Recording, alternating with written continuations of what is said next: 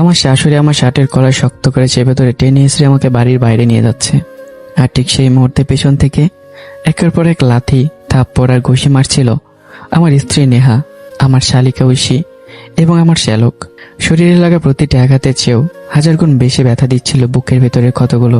শরীরের রক্তাক্ত জখম হয়তো একদিন শুকিয়ে যাবে, কিন্তু বিশ্বাস ভাঙার ক্ষত, সেটা কি কখনো শুকায়? আমাকে টেনে হিসড়ে উঠোনে নিয়ে এসে আমার শাশুড়ি চিৎকার করে উঠল, বাঁচাও, সবাই বের হয়ে এসো। এই নোংরা লোকটা আমার এই ছোট্ট মেয়ে সর্বনাশ করতে গিয়েছিল, জোর করে ওর গায়ে হাত দিয়েছে। তার চিৎকারে মুহূর্তের মধ্যে আশেপাশে প্রতিবেশীরা ছুটে এলো। কেউ কিছু যাচাই করার প্রয়োজন মনে করলো না। ঠিক তখন আমার শালিকা ঐশী সবার সমানে কান্নায় ভেঙে পড়ল। এমন অভিনয় করছিল যেন পৃথিবীর সবচেয়ে বড় অন্যায় তার সঙ্গে হয়েছে। তার সেই কৃত্রিম কান্নাই যেন আমার বিরুদ্ধে সবচেয়ে বড় সাক্ষী হয়ে দাঁড়ালো। এতক্ষণ পর্যন্ত শুধু আমার শাশুড়ি, স্ত্রী, শালিকা আর শ্যালক আমাকে মারছিল, কিন্তু কয়েক মুহূর্তের মধ্যেই সে মার ধরে যোগ দিল প্রতিবেশীরাও। মনে হচ্ছিল আমি কোনো মানুষ নই, ভয়ঙ্কর কোনো অপরাধী বা চোর, যাকে জনতার হাতে তুলে দেওয়া হয়েছে। একজন খুশি মারছে, আরেকজন লাথি, কেউ চুল টানছে, কেউ গালাগাল করছে। কয়েক মিনিটের মধ্যে আমার মুখ ফেটে রক্ত ঝরতে শুরু করলো। ঠোঁট ছিঁড়ে গেল, কপাল ফেটে রক্তে ভিজে উঠল জামা। হঠাৎই এক তীব্র লাঠি এসে পড়ল আমার বুকে, যা সইতে না পেরে শেষ পর্যন্ত আমি রক্তাক্ত অবস্থায় মেঝেতে লুটিয়ে পড়লাম। আমার অপরাধ শুধু এতটুকুই, আমার শাশুড়ি যে অপমান, কটু কথা আর অবহেলা করত, আজ প্রথমবার তার প্রতিবাদ করেছিলাম। কিন্তু আমার স্ত্রী, যে মেয়েটা একদিন আমার হাত ধরে বলেছিল তোমাকে ছাড়া বাঁচবো না, আর সে মেয়েটি নিজের মায়ের পাশে দাঁড়িয়ে আমাকে অপরাধী বানিয়ে দিল। আমার মাথায় শুধু একটা প্রশ্নই ঘুরছিল, নেহা কেন, কেন সে এমন করছে? এই কি সেই নেহা যে আমাকে পাওয়ার জন্য নিজের পরিবারের বিরুদ্ধে দাঁড়িয়েছিল, যে আমাকে হারানোর ভয়ে নিজের জীবন পর্যন্ত শেষ করে দেওয়ার চেষ্টা করেছিল? তাহলে 2 মাস এমন কি হলো আমার সাথে ঝগড়া করে রাগ করে তার বাবার বাড়িতে এসেছে নেহা? এই 2 মাসে এমন কি হয়ে গেল? আমি জানতাম আমার শাশুড়ি প্রতিনিয়ত নেহার কানে বিষ ঢালত। নেহা সুন্দরী, এখন এক সন্তানের মা হয়েও সে অত্যন্ত আকর্ষণীয়। আমার শাশুড়ির বিশ্বাস ছিল চাইলে আরো ধনী, আরো উচ্চবিত্ত কোনো পরিবারে তার মেয়ের বিয়ে দিতে পারবে। আর সেই লোভেই হয়তো শুরু হয়েছিল আমাদের সম্পর্কের ভাঙন ষড়যন্ত্র। এদিকে চারপাশে দাঁড়িয়ে থাকা মানুষগুলো একের পর এক আমাকে নিয়ে বিচার শুরু করে দিল। একজন ঘৃণাভরা কণ্ঠে বলল, ছি, ঘরে এত সুন্দরী বউ থাকতে আবার শালিকার দিকে নজর, মানুষে তো নিচে নামতে পারে। আরেকজন বলে উঠল, এদের জন্যই সমাজ নষ্ট হচ্ছে, নিজের স্ত্রী রেখে অন্য মেয়েদের দিকে হাত বাড়ায়। আরেকজন দাঁত চেপে বলল, আর শালিকা, কাল রাস্তার জন্য মেয়েও নিরাপদ থাকবে না, এমন লোকে পুলিশের হাতে তুলে দেওয়া উচিত। আমার শাশুড়ি সঙ্গে সঙ্গে বলে উঠল, হ্যাঁ, আজই পুলিশে দেবো, ওকে আর কোনোভাবেই ছাড়া যাবে না। সেদিন বাড়িতে আমার শ্বশুর ছিলেন না। কিছুক্ষণ পর পুলিশ এসে পৌঁছালো। আমি আধমরা অবস্থায় পড়েছিলাম। পুলিশ এসে আমার হাতে হাত করা পুড়িয়ে টেনে তুলতেই চোখ পড়ল ঘরের এক কোণে। সেখানে দাঁড়িয়ে আছে নেহা আর ঐশী। দুজনে আমার দিকে তাকিয়ে মুসকে মুসকে হাসছে। সেই হাসি আমার শরীরের ক্ষতকে নয়, আমার ভালোবাসাকে হত্যা করছিল। যে হৃদয়ে নেহাকে নিয়ে হাজারো স্বপ্ন বুনেছিলাম, সেই হৃদয়টা যেন ধীরে ধীরে টুকরো টুকরো হয়ে যাচ্ছিল। হাত করা পড়া অবস্থায় শেষবারের মতো আমি নেহার দিকে তাকিয়ে বললাম, নেহা প্লিজ, এমন করো না। তুমি তো জানো আমি কিছুই করিনি, বিনা দোষে সবাই আমাকে মারলো, এখন আবার পুলিশ। অন্তত তুমি সত্যিটা বলো। নেহা ধীরে ধীরে আমার সামনে এসে দাঁড়ালো। তার চোখে এক ফোঁটা মায়া ছিল না, বরং ঠোঁটের কোণে ছিল তার ছেলের হাসি। সে ঠান্ডা গলায় বলল, তোকে বিয়ে করে আমার জীবনটাই শেষ হয়ে গেছে। আমি তোর মতো পরিবারের মানুষকে ডিজার্ভ করি না। আমি তোর চেয়ে অনেক উচ্চবিত্ত, অনেক ধনী পরিবার ডিজার্ভ করি। তারপর সে পুলিশের দিকে তাকিয়ে দৃঢ় কণ্ঠে বলল, অফিসার, একে নিয়ে যান। এদের মতো মানুষের কঠিন শাস্তি হওয়া উচিত, না হলে কোনো নারী নিরাপদ থাকবে না। সঙ্গে সঙ্গে পাশের বাড়ির এক মহিলা বললেন, ঠিকই বলেছেন, ঘরে স্ত্রী রেখে যে নিজের শালিকার দিকে হাত বাড়াতে পারে, তার কাছ থেকে দেশের কোনো নারী নিরাপদ নয়। কথাগুলো আমার কানে বারবার প্রতিধ্বনিত হতে লাগলো। চারদিকে শত মানুষের ভিড়, সবার চোখে আমি অপরাধী, কিন্তু আমার কথা শোনার মতো একজনও মানুষ নেই। আমার ঠোঁটের কোণে ধীরে ধীরে এক ফোঁটা তিক্ত হাসি ফুটে উঠল। মনে মনে নিজেকে বললাম, কে বলেছে এই দেশে শুধু নারীরাই নিরাপত্তাহীন? না, কথাটা সম্পূর্ণ সত্য নয়। এই দেশে অনেক সময় নির্দোষ পুরুষও নিরাপদ নয়, কারণ মিথ্যা অভিযোগে তার জীবনটাকে মুহূর্তের মধ্যে ধ্বংস করে দিতে পারে। আর যখন সত্য প্রমাণের আগেই সমাজ রায় দিয়ে দেয়, তখন তার সবচেয়ে বড় শাস্তি হয় নিজের নির্দোষত্ব প্রমাণ করার সুযোগটুকুও সে হারিয়ে ফেলে। হাত করা পড়া অবস্থায় কাঁপতে কাঁপতে পকেট থেকে নিজের মোবাইলটা বের করলাম। স্ক্রিনের দিকে তাকাতেই বুকের ভেতরটা আরো মোচড় দিয়ে উঠল। মোবাইলটা অনেক আগেই ভেঙে গেছে, ভাঙ্গা স্ক্রিনে রাবার ব্যান্ড আর কালো টেপ পেঁচিয়ে কোনো মতে চালাচ্ছিলাম, কিন্তু একটা ফোন কেনার সামর্থ্য আমার ছিল না। আসলে সামর্থ্য ছিল না এই কথাটা পুরো সত্যি নয়। মা বাবা, ছোট ভাই বোন, স্ত্রী আর সন্তানদের চাহিদা পূরণ করতে করতে নিজের জন্য কিছু কেনার সুযোগ আর হয়ে ওঠেনি। একটা ভালো ফোন তো দূরের কথা, একটা সাধারণ নতুন ফোন কেনার স্বপ্নটা বহু আগে বিসর্জন দিয়েছিলাম। আমি পাশে দাঁড়িয়ে থাকা এক কনস্টেবলের দিকে তাকিয়ে ধীর গলায় বললাম, পুলিশ ভাই, যদি কিছু মনে না করেন আপনার মোবাইলটা কি একটু দেবেন? বাসায় আমার মা বাবাকে একটু ফোন করতাম। লোকটা কয়েক সেকেন্ড আমার দিকে তাকিয়ে রইল। তার চোখে কর্তব্যের কঠোরতার পাশাপাশি এক ফোঁটা মানবিকতারও ছায়াও দেখতে পেলাম। হয়তো আমার রক্তাক্ত মুখটা দেখে তার মনটা নরম হয়ে গিয়েছিল। তিনি কোনো কথা না বলে নিজের মোবাইলে লক খুলে আমার হাতে এগিয়ে দিলেন। কাপা হাতে মোবাইলটা নিয়ে আমি মায়ের নম্বর ডায়াল করলাম। প্রথমবার ফোন ধরলেন না, দ্বিতীয়বার রিং হতে ওপাশ থেকে মায়ের কণ্ঠ ভেসে এলো। কে বলছেন? মায়ের কণ্ঠ শুনে আর নিজেকে সামলাতে পারলাম না। বুকের ভিতর জমে থাকা সমস্ত কষ্ট যেন কান্না হয়ে বেরিয়ে এলো। আমার কান্নার শব্দ শুনে মা বিরক্ত গলায় বললেন, কে বলছেন? এভাবে কান্নাকাটি করছেন কেন? কি হয়েছে সেটা আগে বলেন। আমি অনেক কষ্টে কান্না থামিয়ে বললাম, মা, আমি অনেক, তোমার বড় ছেলে। কথাটা বলে আবার গলাটা আটকে গেল। মা, আমার শাশুড়ি নেহা আর ওরা সবাই মিলে আমাকে খুব মেরেছে।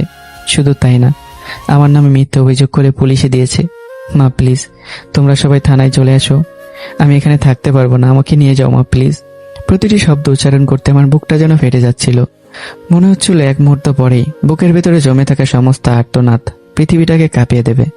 কিন্তু ঠিক পরের মুহূর্তে মা যা বললেন তার জন্য আমি মোটেও একটু প্রস্তুত ছিলাম না। সেই কয়েকটি বাক্য আমার চারপাশের পৃথিবীটাকে মুহূর্তের মধ্যে অন্ধকার করে দিল। মনে হলো আমার নিঃশ্বাস বন্ধ হয়ে আসছে। মা নির্লিপ্ত কণ্ঠে বললেন, তুই যদি অপরাধ করে থাকিস পুলিশ তোকে ধরবে, এতে আমি কি করব? আমরা কি করব? তোর সমস্যা তুই নিজেই সমাধান কর। আমাদের ফোন দিবি না, তোকে ছাড়ানোর মতো টাকা আমাদের নেই, খরচও করতে পারবো না। মায়ের কথাগুলো শুনে আমার পুরো শরীর কেঁপে উঠল। মনে হলো শরীরের প্রতিটি লোম দাঁড়িয়ে গেছে। আমি যেন কোনো দুঃস্বপ্ন দেখছি। একটু পরে হয়তো ঘুম ভেঙে যাবে, সব আগের মতো হয়ে যাবে। কিন্তু না, বাস্তব কখনো কখনো দুঃস্বপ্নের চেয়ে অনেক বেশি নির্মম হয়। ঠিক তখনই পাশে থাকা কনস্টেবল বিরক্ত গলায় বললেন, কথা শেষ হয়েছে? হয়ে থাকলে ফোনটা আমাকে দিন। তার কথায় আমি বুঝে গেলাম এটা কোনো স্বপ্ন নয়। আমি সত্যি এই নির্মম ব্যস্ততার মাঝখানে দাঁড়িয়ে আছি। আমি আবার বললাম, মা, তুমি এসব কি বলছো? আমি কি তোমার সন্তান নই? আমি কি এই পরিবারের জন্য কিছুই করিনি? মা এবার আরো কঠিন গলায় বললেন, কি করেছিস তুই? দুবেলা ডাল ভাত খেতে দিয়েছিস, এই তো? ওটা তো তোর দায়িত্ব ছিল। কখনো ভালো কিছু খাওয়াতে পেরেছিস? তোর করার মতো আর কি ছিল? মায়ের প্রতিটি শব্দ যেন ধারালো ছুরির মতো আমার হৃদয়ে বেঁধছিল। মনে হচ্ছিল আমি আকাশের উপর দাঁড়িয়েছিলাম আর কেউ হঠাৎ আমাকে নিচে ঠেলে দিয়েছে। পায়ের নিচের মাটিটুকু যেন সরে গেছে।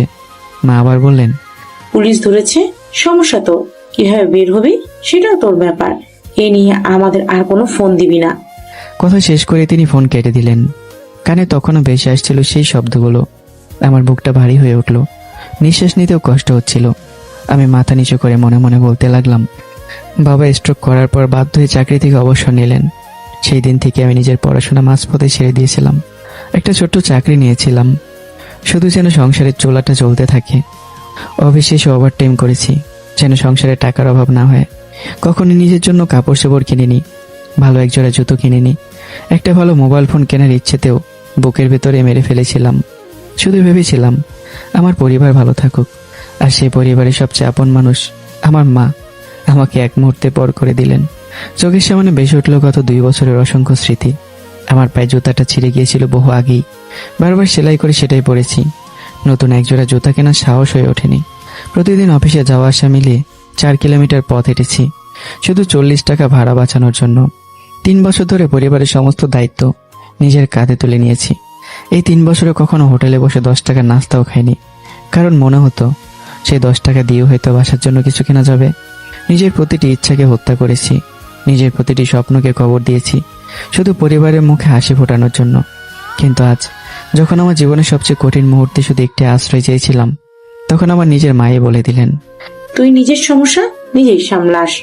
সেদিন বুঝে গিয়েছিলাম পৃথিবীর সবচেয়ে ভারী বোঝা দারিদ্রতা নয়, সবচেয়ে বড় কষ্ট হলো যার জন্য নিজের পুরো জীবন উৎসর্গ করো। একদিন সেই মানুষগুলো যদি তোমার সেই ত্যাগের কোনো মূল্য না দেয়। আমার বুকের ভিতর জমে থাকা কষ্টগুলোর কোনোভাবে আটকে রাখতে পারলাম না। মনে হচ্ছিল বুকের ঠিক মাঝখানে কেউ যেন ধারালো ছুরি দিয়ে বারবার চিড়ে দিচ্ছে। বুকের ভেতর জমে থাকা দীর্ঘদিনের যন্ত্রণা, অপমান, ক্ষত একসঙ্গে বিস্ফোরিত হয়ে উঠল। চোখের কোণ বেয়ে টপ টপ করে অশ্রু গড়িয়ে পড়তে লাগলো। মাথা নিচু করে বসে শুধু কাঁদছিলাম। সেই কান্নায় ছিল একজন স্বামীর অপমান, একজন সন্তানের অসহায়ত্ব, একজন বড় ভাইয়ের ভাঙা হৃদয়ের আর্তনাদ এবং নিজের সবচেয়ে আপন মানুষগুলোর কাছে পরাজিত হওয়ার গভীর বেদনা। আমার সে অসহায় কান্না দেখে পাশে বসে থাকা কনস্টেবলটি কিছুক্ষণ নিশ্চুপ হয়ে রইলেন। পুলিশের কঠোর পোশাকের আড়ালেও যে একটা কোমল হৃদয় লুকিয়ে থাকতে পারে তা তার চোখের দৃষ্টিতে স্পষ্ট হয়ে উঠছিল। তিনি ধীরে ধীরে নিজের পকেট থেকে মোবাইল ফোনটি বের করে আমার দিকে বাড়িয়ে দিয়ে শান্ত কণ্ঠে বললেন, আপনি চাইলে আরেকজনকে ফোন দিতে পারেন, কোনো সমস্যা নেই। হয়তো আপনার পরিবারের অন্য কেউ আসবেন। লোকটার কথায় আমি কিছুক্ষণ নির্বাক হয়ে তার মুখের দিকে তাকিয়ে রইলাম। বুকের ভেতর থেকে অজান্তে একটা দীর্ঘ শ্বাস বেরিয়ে এলো। মনে মনে শুধু একটা কথাই বললাম, রক্তের সম্পর্ক থাকলে সবাই আপন হয় না। কখনো কখনো সম্পূর্ণ অপরিচিত একজন মানুষও নিজের মানুষগুলোর চেয়ে অনেক বেশি আপন হয়ে ওঠে। কাঁপতে থাকা হাতে মোবাইলটা নিয়ে ছোট ভাই আদরের নাম্বারে কল দিলাম। রিং হতে লাগলো, একবার দুবার, তারপর ওপাশ থেকে বেশি হলো পরিচিত কণ্ঠ। হ্যালো, আসসালামু আলাইকুম। কে বলছেন? সেই কণ্ঠটা শুনতে বুকের ভেতর বাত যেন আবার ভেঙে গেল। গলা ভারী হয়ে এলো। চোখের পানি মুছে কোনো মতে নিজেকে সামলে বললাম, আদর, আমি তোর বড় ভাই হনিক। এরপর থেমে সবকিছু খুলে বললাম, কিভাবে আমাকে মিথ্যা অপবাদ দিয়ে নির্মমভাবে মারধর করা হয়েছে, কিভাবে আমার নিজের স্ত্রী, শাশুড়ি, শ্যালক আর শালিকা সবাই মিলে আমাকে অপরাধী বানিয়ে পুলিশের হাতে তুলে দিয়েছে। একটা কথাও লোকালাম না। মনের ভিতর তখন একটা ক্ষীণ আশা ছিল। ভেবেছিলাম অন্তত আমার ছোট ভাইটা হয়তো বলবে, ভাই তুমি চিন্তা করো না, আমি এক্ষুনি আসছি। কিন্তু মানুষের আশা ভাঙার শব্দ হয়তো সত্যি পৃথিবীর সবচেয়ে নিষ্ঠুর শব্দ। আমার সব কথা শেষ হতেই আদর ঠান্ডা নির্লিপ্ত গলায় বলে উঠল, এইসব কথা আমাকে কেন বলিস? আমি থানায় আসতে পারবো না, তোর জন্য 1 টাকাও খরচ করতে পারবো না। এক মুহূর্তে মনে হলো বিশাল একটা পাথর কেউ আমার বুকের উপর চাপিয়ে দিয়েছে। নিঃশ্বাস নিতেও কষ্ট হচ্ছিল। চোখের সামনে 4-5টা ঝাপসা হয়ে আসছিল। তবু সেই আশাটুকু আঁকড়ে ধরে ভাঙ্গা কণ্ঠেই বললাম, ভাই, আমি কি তোদের জন্য কিছুই করিনি? নিজের সব স্বপ্ন বিসর্জন দিয়ে তোদের মুখে হাসি ফোটানোর চেষ্টা করিনি? তোদের কোনো চাওয়া কি আমার সাধ্যের মধ্যে থেকে অপূর্ণ রেখেছি? ওপাশ থেকে কয়েক মুহূর্ত নীরবতা, তারপর আদরের ভারী কণ্ঠ আবারও ভেসে এলো, দেখো ভাইয়া, তুমি আমার বড় ভাই, তাই তোমাকে অসম্মান করতে চাই না। প্লিজ আমাকে আর ফোন করো না। এই ব্যাপারে আমি কিছুই করতে পারবো না। আমার জন্য এত কষ্ট করে টিউশনি করে জমানোর টাকা খরচ করতে পারবো না। টুট করে লাইনটা কেটে গেল। সেই সত্য শব্দটা যেন আমার জীবনে শেষ আশাটুকুকেও ছিন্ন ভিন্ন করে দিল। আমি স্থির হয়ে দাঁড়িয়ে রইলাম। চোখের পানি গড়িয়ে পড়ছে, অথচ তা মুছে ফেলার শক্তিটুকু যেন হারিয়ে ফেলেছি। মোবাইলে নিভে যাওয়া কালো স্ক্রিনে নিজের ভাঙা মুখটা দেখতে দেখতে মনে হলো আর শুধু ফোনের সংযোগ বিচ্ছিন্ন হয়নি, বিচ্ছিন্ন হয়ে গেছে আমার সমস্ত সম্পর্ক, সমস্ত বিশ্বাস, সমস্ত স্বপ্ন। আমার কাঁপতে থাকা হাতের দিকে তাকিয়ে কনস্টেবলটি আর চুপ থাকতে পারলেন না। ধীরে ধীরে এগিয়ে এসে বললেন, ভাই, আপনার কথা শুনে সত্যি অবাক হয়ে গেলাম। নিজের স্ত্রীও আপনাকে মারলো, শ্বশুর বাড়ির লোকজনও ছেড়ে দিল, এখন আবার নিজের মা আর ভাইও এইভাবে ফিরিয়ে দিল। তিনি কিছুক্ষণ থেমে আমার চোখের দিকে তাকিয়ে আবার বললেন, আসলে কি হয়েছিল শুরু থেকে বলবেন? আপনার চোখ বলছে এই ঘটনার পিছনে অনেক বড় একটা ইতিহাস লুকিয়ে আছে। আমি ধীরে ধীরে মাথা তুললাম, চোখের পানি মুছে দীর্ঘ একটা নিঃশ্বাস ফেললাম। মনে হলো বুকের ভেতর চাপা পড়ে থাকা অসংখ্য স্মৃতি একে একে জেগে উঠেছে। শুনুন তাহলে, সবকিছু শুরু আজ থেকে 3 বছর আগে। অতীত, চলুন আপনাদেরও সবাইকে একটু অতীত থেকে ঘুরিয়ে নিয়ে আসি। বাবা স্ট্রোক করার পর বাধ্য হয়ে চাকরি থেকে অবসর নিয়েছিলেন। এক মুহূর্তেই পুরো সংসারের দায়িত্ব এসে পড়েছিল আমার কাঁধে। নিজের পড়াশোনার স্বপ্নকে বুকের ভেতর কবর দিয়ে মাঝপথে পড়াশোনা ছেড়ে দিয়েছি। একটা ছোট্ট চাকরিতে যোগ দিয়েছিলাম। সকাল থেকে রাত পর্যন্ত ওভারটাইম করতাম, কারণ বাড়িতে মা, বাবা, ছোট ভাই, ছোট বোন সবার চোখে তখন একটাই ভরসা ছিল, আমি। সেদিন অফিসের কাজে ব্যস্ত ছিলাম। হঠাৎ পকেটের ভেতর মোবাইলটা কেঁপে উঠল। নেহা কলিং। ফোন রিসিভ করতে ওপাশ থেকে কাঁপা কণ্ঠ ভেসে এলো, অনেক প্লিজ এখনই কর্ণফুলী ব্রিজে আসো, খুব জরুরি, দেরি করো না। তার কণ্ঠের উৎকণ্ঠা আমাকে এক মুহূর্ত ভাবার সুযোগ দিল না। অফিস থেকে 1 ঘন্টা ছুটি নিয়ে দ্রুত কর্ণফুলী ব্রিজের দিকে ছুটে গেলাম। ব্রিজের উপর দাঁড়িয়েছিল নিহা, চোখ দুটো কান্নায় ভিজে লাল হয়ে গেছে। আমাকে দেখে সে দ্রুত এগিয়ে এলো, কাঁপা কণ্ঠে বলল, অনি, মা আমার বিয়ের জন্য ছেলে দেখা শুরু করেছে। তুমি তো জানো উনি শুধু বড়লোক জামাই চান, তোমাকে কোনো দিন মেনে নেবেন না। শুধু তোমার মা কেন, আমার মাও তো তোমাকে পছন্দ করেন না। উনি আমার জন্য ধনী পরিবারের মেয়ে খুঁজছেন। আমাদের ভাগ্যটাই হয়তো এমন। আমার কথা শেষ হতেই নিহা দুহাত দিয়ে আমার হাত শক্ত করে চেপে ধরল।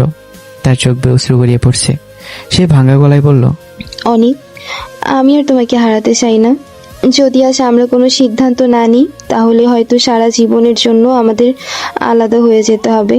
আমি তোমার সঙ্গে আমার পুরো জীবনটা কাটাতে চাই, সুখে দুঃখে অভাবে অনটনে, সব সময়। আমি নিঃশব্দের চোখের দিকে তাকিয়ে রইলাম। নিহা, আমার মাসিক বেতন মাত্র 30,000 টাকা, তাও সারাদিন 5 থেকে 6 ঘন্টা এক্সট্রা ওভারটাইম করার পরে পাই। এই টাকায় কোনো রকমের সংসার চলে। তোমাকে আমি কিভাবে সুখে রাখবো? নিহা মৃদু হাসলো। সেই হাসির আড়ালেও ছিল অসীম ভালোবাসা।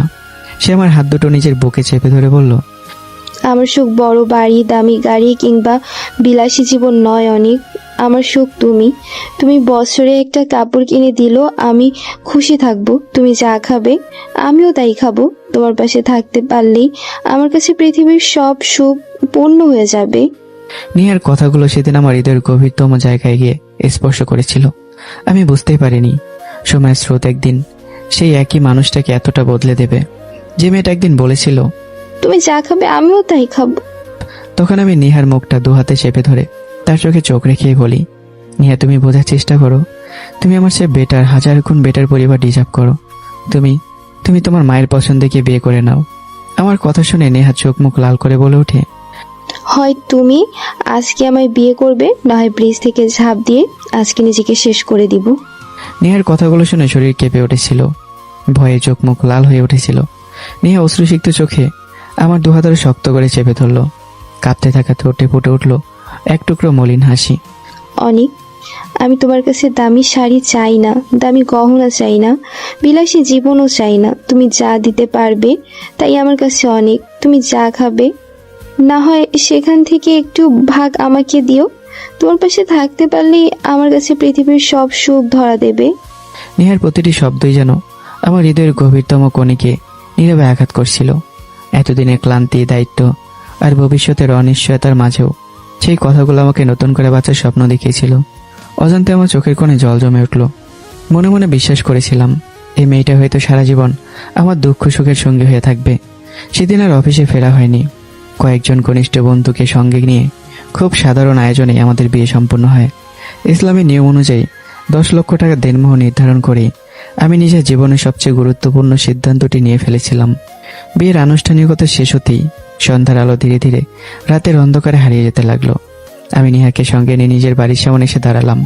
দরজার সামনে দাঁড়িয়েই দুজনের বুকি যেন ধুকপুক করে কাঁপছিল। বিশেষ করে নিহার মনে তখন হাজারো ভয়ে। আজ এই বাড়ি থেকে তাকে আপন করে নেবে নাকি শুরু হবে নতুন কোন এক সংগ্রাম। সেই অনিশ্চয়তাই তার হাত পা ঠান্ডা হয়ে আসছিল।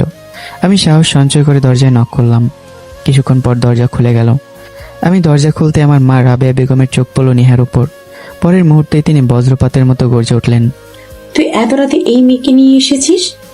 এই মুহূর্তে বল, যেন এই মেয়েটা এখান থেকে চলে যায়, না হলে আমার চেয়ে খারাপ কেউ হবে না। মা আগে থেকে জানতেন আমার আর নিহার সম্পর্ক রয়েছে, আর সেই কারণেই তিনি আমার জন্য ধনী পরিবারের মেয়ে খুঁজছিলেন। তার স্বপ্ন ছিল বড়লোক ঘরের বউ এলে হয়তো সংসারের ভাগ্যটা বদলে যাবে। মায়ের এমন চিৎকারে আমি আর নিহা দুজনে ভয়ে এক কদম পিছিয়ে গেলাম। শরীর কেঁপে উঠল, কিন্তু এবার আর পিছিয়ে যাওয়ার মানুষ আমি নই। মা, আমি একটু আগে নিহাকে বিয়ে করেছি। যদি এই বাড়ি ছেড়ে যেতেই হয় তাহলে আমরা দুজনে একসঙ্গে চলে যাব, আর যদি এই বাড়িতে থাকি তাহলে আমরা একসঙ্গেই থাকবো। নিহাকে ছাড়া আমি কোথাও থাকবো না। আমার মুখে এই কথাগুলো শুনে মা যেন আকাশ থেকে পড়লেন। তার চোখ বিস্ময়ে বড় হয়ে গেল। তারপর হঠাৎই বুক চাপড়ে কান্না জুড়ে দিলেন। হায় আল্লাহ, আমার সব শেষ হয়ে গেল। এই ফকিন্নির মেয়েটা শেষ পর্যন্ত আমার ছেলের গলায় ঝুলেই পড়লো। ঠিক তখনই ঘর থেকে ধীরে ধীরে বেরিয়ে এলেন আমার বাবা শামসুল আলম। পরিস্থিতি একবার চোখ বুলে শান্ত গলায় বললেন, রাবেয়া, আর নাটক করো না। ছেলে যেহেতু বিয়ে করে ফেলেছে, বউকে ঘরে নিয়ে আসো, পরে তোমার সঙ্গে আমি কথা বলবো। স্বামীর কথায় সামনের কিছু বলতে পারলেন না মা। প্রবল অনিচ্ছা সত্ত্বেও তিনি নিহাকে বাড়ির বউ হিসেবে ঘরে তুলে নিলেন। সবাই নিজ নিজ ঘরে চলে গেলে বাবা ধীরে ধীরে মার পাশে এসে বসলেন। শান্ত কণ্ঠে বললেন, রাবেয়া, আমি যদি আজ ওদের ঘরে ঢুকতে না দিতাম তাহলে অনেক বউকে নিয়ে আলাদা হয়ে চলে যেত। তখন এই সংসার চলতো কি দিয়ে? আমার পেনশনের টাকাগুলো তো তুমি ভবিষ্যতের জন্য ব্যাংকে জমি রেখেছো। সংসারের প্রতিদিনের খরচ তো অনেকেই চালায়। ও চলে গেলে একদিনও আমাদের সংসার ঠিক মতো চলতো না। বাবার কথাগুলো শুনে মা কিছুটা নিশ্চুপ হয়ে গেলেন, কিন্তু সেই নীরবতার আড়ালে জন্ম নিল নতুন এক প্রতিজ্ঞা। মনে মনে বললেন, যেভাবেই হোক এই মেয়েকে আমি এই বাড়ি থেকে তাড়িয়ে ছাড়বো। কোন অবস্থাতেই তাকে এই সংসারে শান্তিতে থাকতে দেব না। সেই দিন থেকে শুরু হলো আমার আর নেহার নতুন সংসার। প্রথম কয়েকটা দিন সবকিছু মোটামুটি স্বাভাবিকই ছিল, কিন্তু ধীরে ধীরে বদলে যেতে লাগলো পরিবেশ। মার কটু কথা, ছোট ভাইয়ের তাচ্ছিল্য, বোনের খোঁচা, এমনকি অনেক সময় বাবারও বিরক্তি। সব মিলিয়ে প্রতিটি দিন যেন আমার জন্য নতুন এক যুদ্ধ হয়ে উঠল। মাসের শেষ 5-6 দিনে যে একজন বেতনভোগী মানুষের জন্য কতটা কঠিন হতে পারে সেটা যারা চাকরি করে তারাই বোঝে। কিন্তু আমার পরিবারের কাছে সেই বাস্তবতার কোনো মূল্যই নেই। প্রতিদিন নতুন নতুন চাহিদা, নতুন নতুন অভিযোগ, আর আমার কাঁধে বাড়তে থাকা দায়িত্ব। সময়ের সঙ্গে আমাদের কোল জুড়ে এলো ফুটফুট এক কন্যা সন্তান, রিয়া। রিয়ার ছোট্ট মুখটা দেখলে আমার সমস্ত ক্লান্তি যেন মুহূর্তের মধ্যে দূর হয়ে যেত। বাইরের মানুষ দেখলে বলতো আমার সংসারটা বেশ সুখের, কিন্তু কেউ জানতো না প্রতিটি হাসির আড়ালে কত বড় অপমান, কত শত শত না পাওয়া কষ্ট, আর কত ত্যাগ লুকিয়ে রেখেছি। এভাবে দেখতে দেখতে কেটে গেল 3টে বছর। কিন্তু সত্যি কি এই 3 বছর সুন্দর ছিল, নাকি প্রতিটি দিন ছিল একজন বড় ছেলে নীরব আত্মত্যাগের আরেকটি অধ্যায়? একদিন সকালে আমার ঘুম ভাঙলো না মায়ের ডাকে, না কোনো চায়ের কাপের শব্দে। ঘড়ির টিকটিক শব্দ যেন আমাকে মনে করিয়ে দিল, উঠে পড় অনিক, এই সংসার নিজের থেকে চলবে না, তোকে চালাতে হবে। শহরের এক কোণে ছোট্ট একটা বাসা ভাড়া, সেই ঘরেই থাকি। আমার বাবা, মা, ছোট ভাই আদর, ছোট বোন শারমিন, স্ত্রী নেহা, আর 2 বছরের ছেলে মেয়ে রিয়া। ঘরের সবাই তখনও ঘুমিয়ে, শুধু আমি জেগে উঠেছি। আমার চোখে ঘুম নেই, মাথায় শুধু হিসাব, গ্যাস বিল, বাজার, বিদ্যুৎ বিল, অফিসের কাজ, আর সংসারের অসংখ্য দায়িত্ব। আমি একটা প্রাইভেট প্রতিষ্ঠানে জুনিয়র পদে চাকরি করি। মূল বেতন 18,000 টাকা, ওভারটাইম মিলিয়ে কোনোভাবে 30,000-এ পৌঁছায়। তাও আর মাস শেষে সময় মতো বেতনও পাওয়া যায় না। অফিসে সিনিয়রদের অবহেলা, অপমান, আর বাড়িতে ফিরলেই পরিবারের একটাই প্রশ্ন, তুই কবে বড় মানুষ হবি? তোকে দিয়ে কিছুই হবে না। পাশের বাড়ির জামালের ছেড়ে দেখ, কত আগেই গাড়ি কিনে ফেলেছে। আমি সব শুনে চুপ থাকি, কারণ আমি জানি প্রতিবাদ করলে ঝগড়া বাড়বে, সংসার ভাঙবে। একাই পুরো সংসারের দায়িত্ব হাতে তুলে নিয়েছি। বাবার ডায়াবেটিসের ইনসুলিন, মায়ের মাসিক প্রেশারের ওষুধ, বোনের কোচিং ফি, ভাইয়ের কলেজের খরচ, স্ত্রীর প্রয়োজন, মেয়ের দুধ, ডায়পার, সবকিছু মেটাতে গিয়ে নিজের জন্য কিছু অবশিষ্ট থাকে না। নিজে দুপুরে মাত্র 30 টাকার ডাল ভাত খেয়ে অফিসে কাজ করি। গরমে প্রচন্ড রোদে 4 কিলোমিটার পথ হেঁটে যাই, শুধু প্রতিদিন 40 টাকা ভাড়া বাঁচানোর জন্য। কিন্তু এত কিছুর পরেও স্ত্রীর চোখে আমি আদর্শ স্বামী নই। একদিন রিয়া অসুস্থ হয়ে পড়লে আমি অফিসে ছুটি চাইতে যাই। বস বিরক্ত মুখে বলে উঠলেন, মিস্টার অনিক, যদি সংসারের টেনশন সামলাতে না পারেন তাহলে চাকরি ছেড়ে বাড়িতে বসে থাকুন। আমি কোনো উত্তর দেইনি, চুপচাপ মাথা নিচু করে দাঁড়িয়েছিলাম। সন্ধ্যায় বাড়ি ফিরে দেখলাম রিয়ার জ্বর কিছুটা কমেছে, কিন্তু শান্তি পাওয়ার আগেই নেহার কণ্ঠ ভেসে এলো, তোমার মতো মানুষ কিভাবে বাবা হয়েছে বুঝি না। নিজের মেয়ের জন্য একটা ভালো ওষুধও আনতে পারলে না। সত্যি আমার নিজের কপালের জন্যই কষ্ট হয়। প্রতিদিন এমন কটু কথা, অপমান আর অবহেলা শুনতে শুনতেই আমার বুকের ভেতরটা ধীরে ধীরে শূন্য হয়ে যাচ্ছিল। অনেক সময় আমার মনে হতো সবকিছু ছেড়ে দূরে কোথাও চলে যাই, এমন এক জায়গায় যেখানে থাকবে না কোনো অভিযোগ, থাকবে না কোনো দায়িত্ব, থাকবে না প্রতিদিনের এই অপমান আর নিঃশব্দে ভেঙে পড়ে যন্ত্রণা। কিন্তু পরের মুহূর্তেই ছোট্ট রিয়ার নিষ্পাপ মুখটা চোখের সামনে ভেসে উঠত, আর সেই মুখটাই আবার আমাকে নতুন করে বাঁচার শক্তি দিত। আমার চোখের কোণে নীরবে জল জমে উঠল, বুকের ভেতরটা যেন হাহাকার করে উঠল। আমি ভেজা চোখে নেহার দিকে তাকিয়ে কষ্টে হাসার চেষ্টা করলাম। নেহা, এখানে বাবা মার সঙ্গে টাকার কি সম্পর্ক? রিয়া আমার মেয়ে, আমার খলিজের টুকরা। পুরো পৃথিবী যদি এক পাশে থাকে আর আমার মেয়ে অন্য পাশে থাকে, তবু আমি আমার মেয়েকে বেছে নেব। ওর জন্য আমি নিজের জীবনটাও দিয়ে দিতে পারি। আমার কথাগুলো যেন নেহার হৃদয় একটু স্পর্শ করলো না, বরং তার মুখ আরো কঠিন হয়ে উঠল।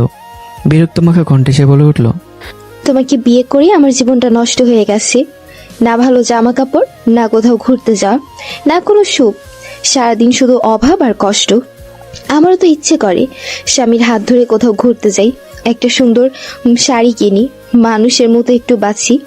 বলো তো, বিয়ের পর আমাকে তুমি কি দিয়েছো? নেহার প্রতিটি শব্দ ছুরির ফলার মতো আমার হৃদয়ে গিয়ে বিঁধছিল। আমি এর কোনো উত্তর দিতে পারলাম না। নীরবে ছোট্ট রিয়াকে কোলে তুলে নিলাম, নিজের বুকের সঙ্গে শক্ত করে জড়িয়ে ধরে তার কানে কানে বললাম, মা, তুমি বড় হয়ে কোনোদিন বাবাকে ভুল বোঝো না। তোমার এই বাবা হয়তো আজ কিছুই দিতে পারছে না, কিন্তু বিশ্বাস করো, একদিন সব পারবে, হয়তো আজ নয় কাল। কথাগুলো বলতে বলতেই আমার কণ্ঠ ভেঙে গেল, চোখের পানি গড়িয়ে পড়ল রিয়ার ছোট্ট কপালে। আমি কখনো বেশি পরিশ্রম করতে আফসোস হতাম না। দিনের পর দিন না খেয়ে, নিজের স্বপ্ন বিসর্জন দিয়ে, পুরনো জামা পরে, ছেঁড়া জুতোয় সেলাই করে যদি সংসারটা বাঁচানো যেত, তবুও আমার কোনো অভিযোগ থাকতো না। শুধু যদি পরিবার থেকে একটু সম্মান, একটু ভালোবাসা আর দুটো ভরসার কথা পেতাম।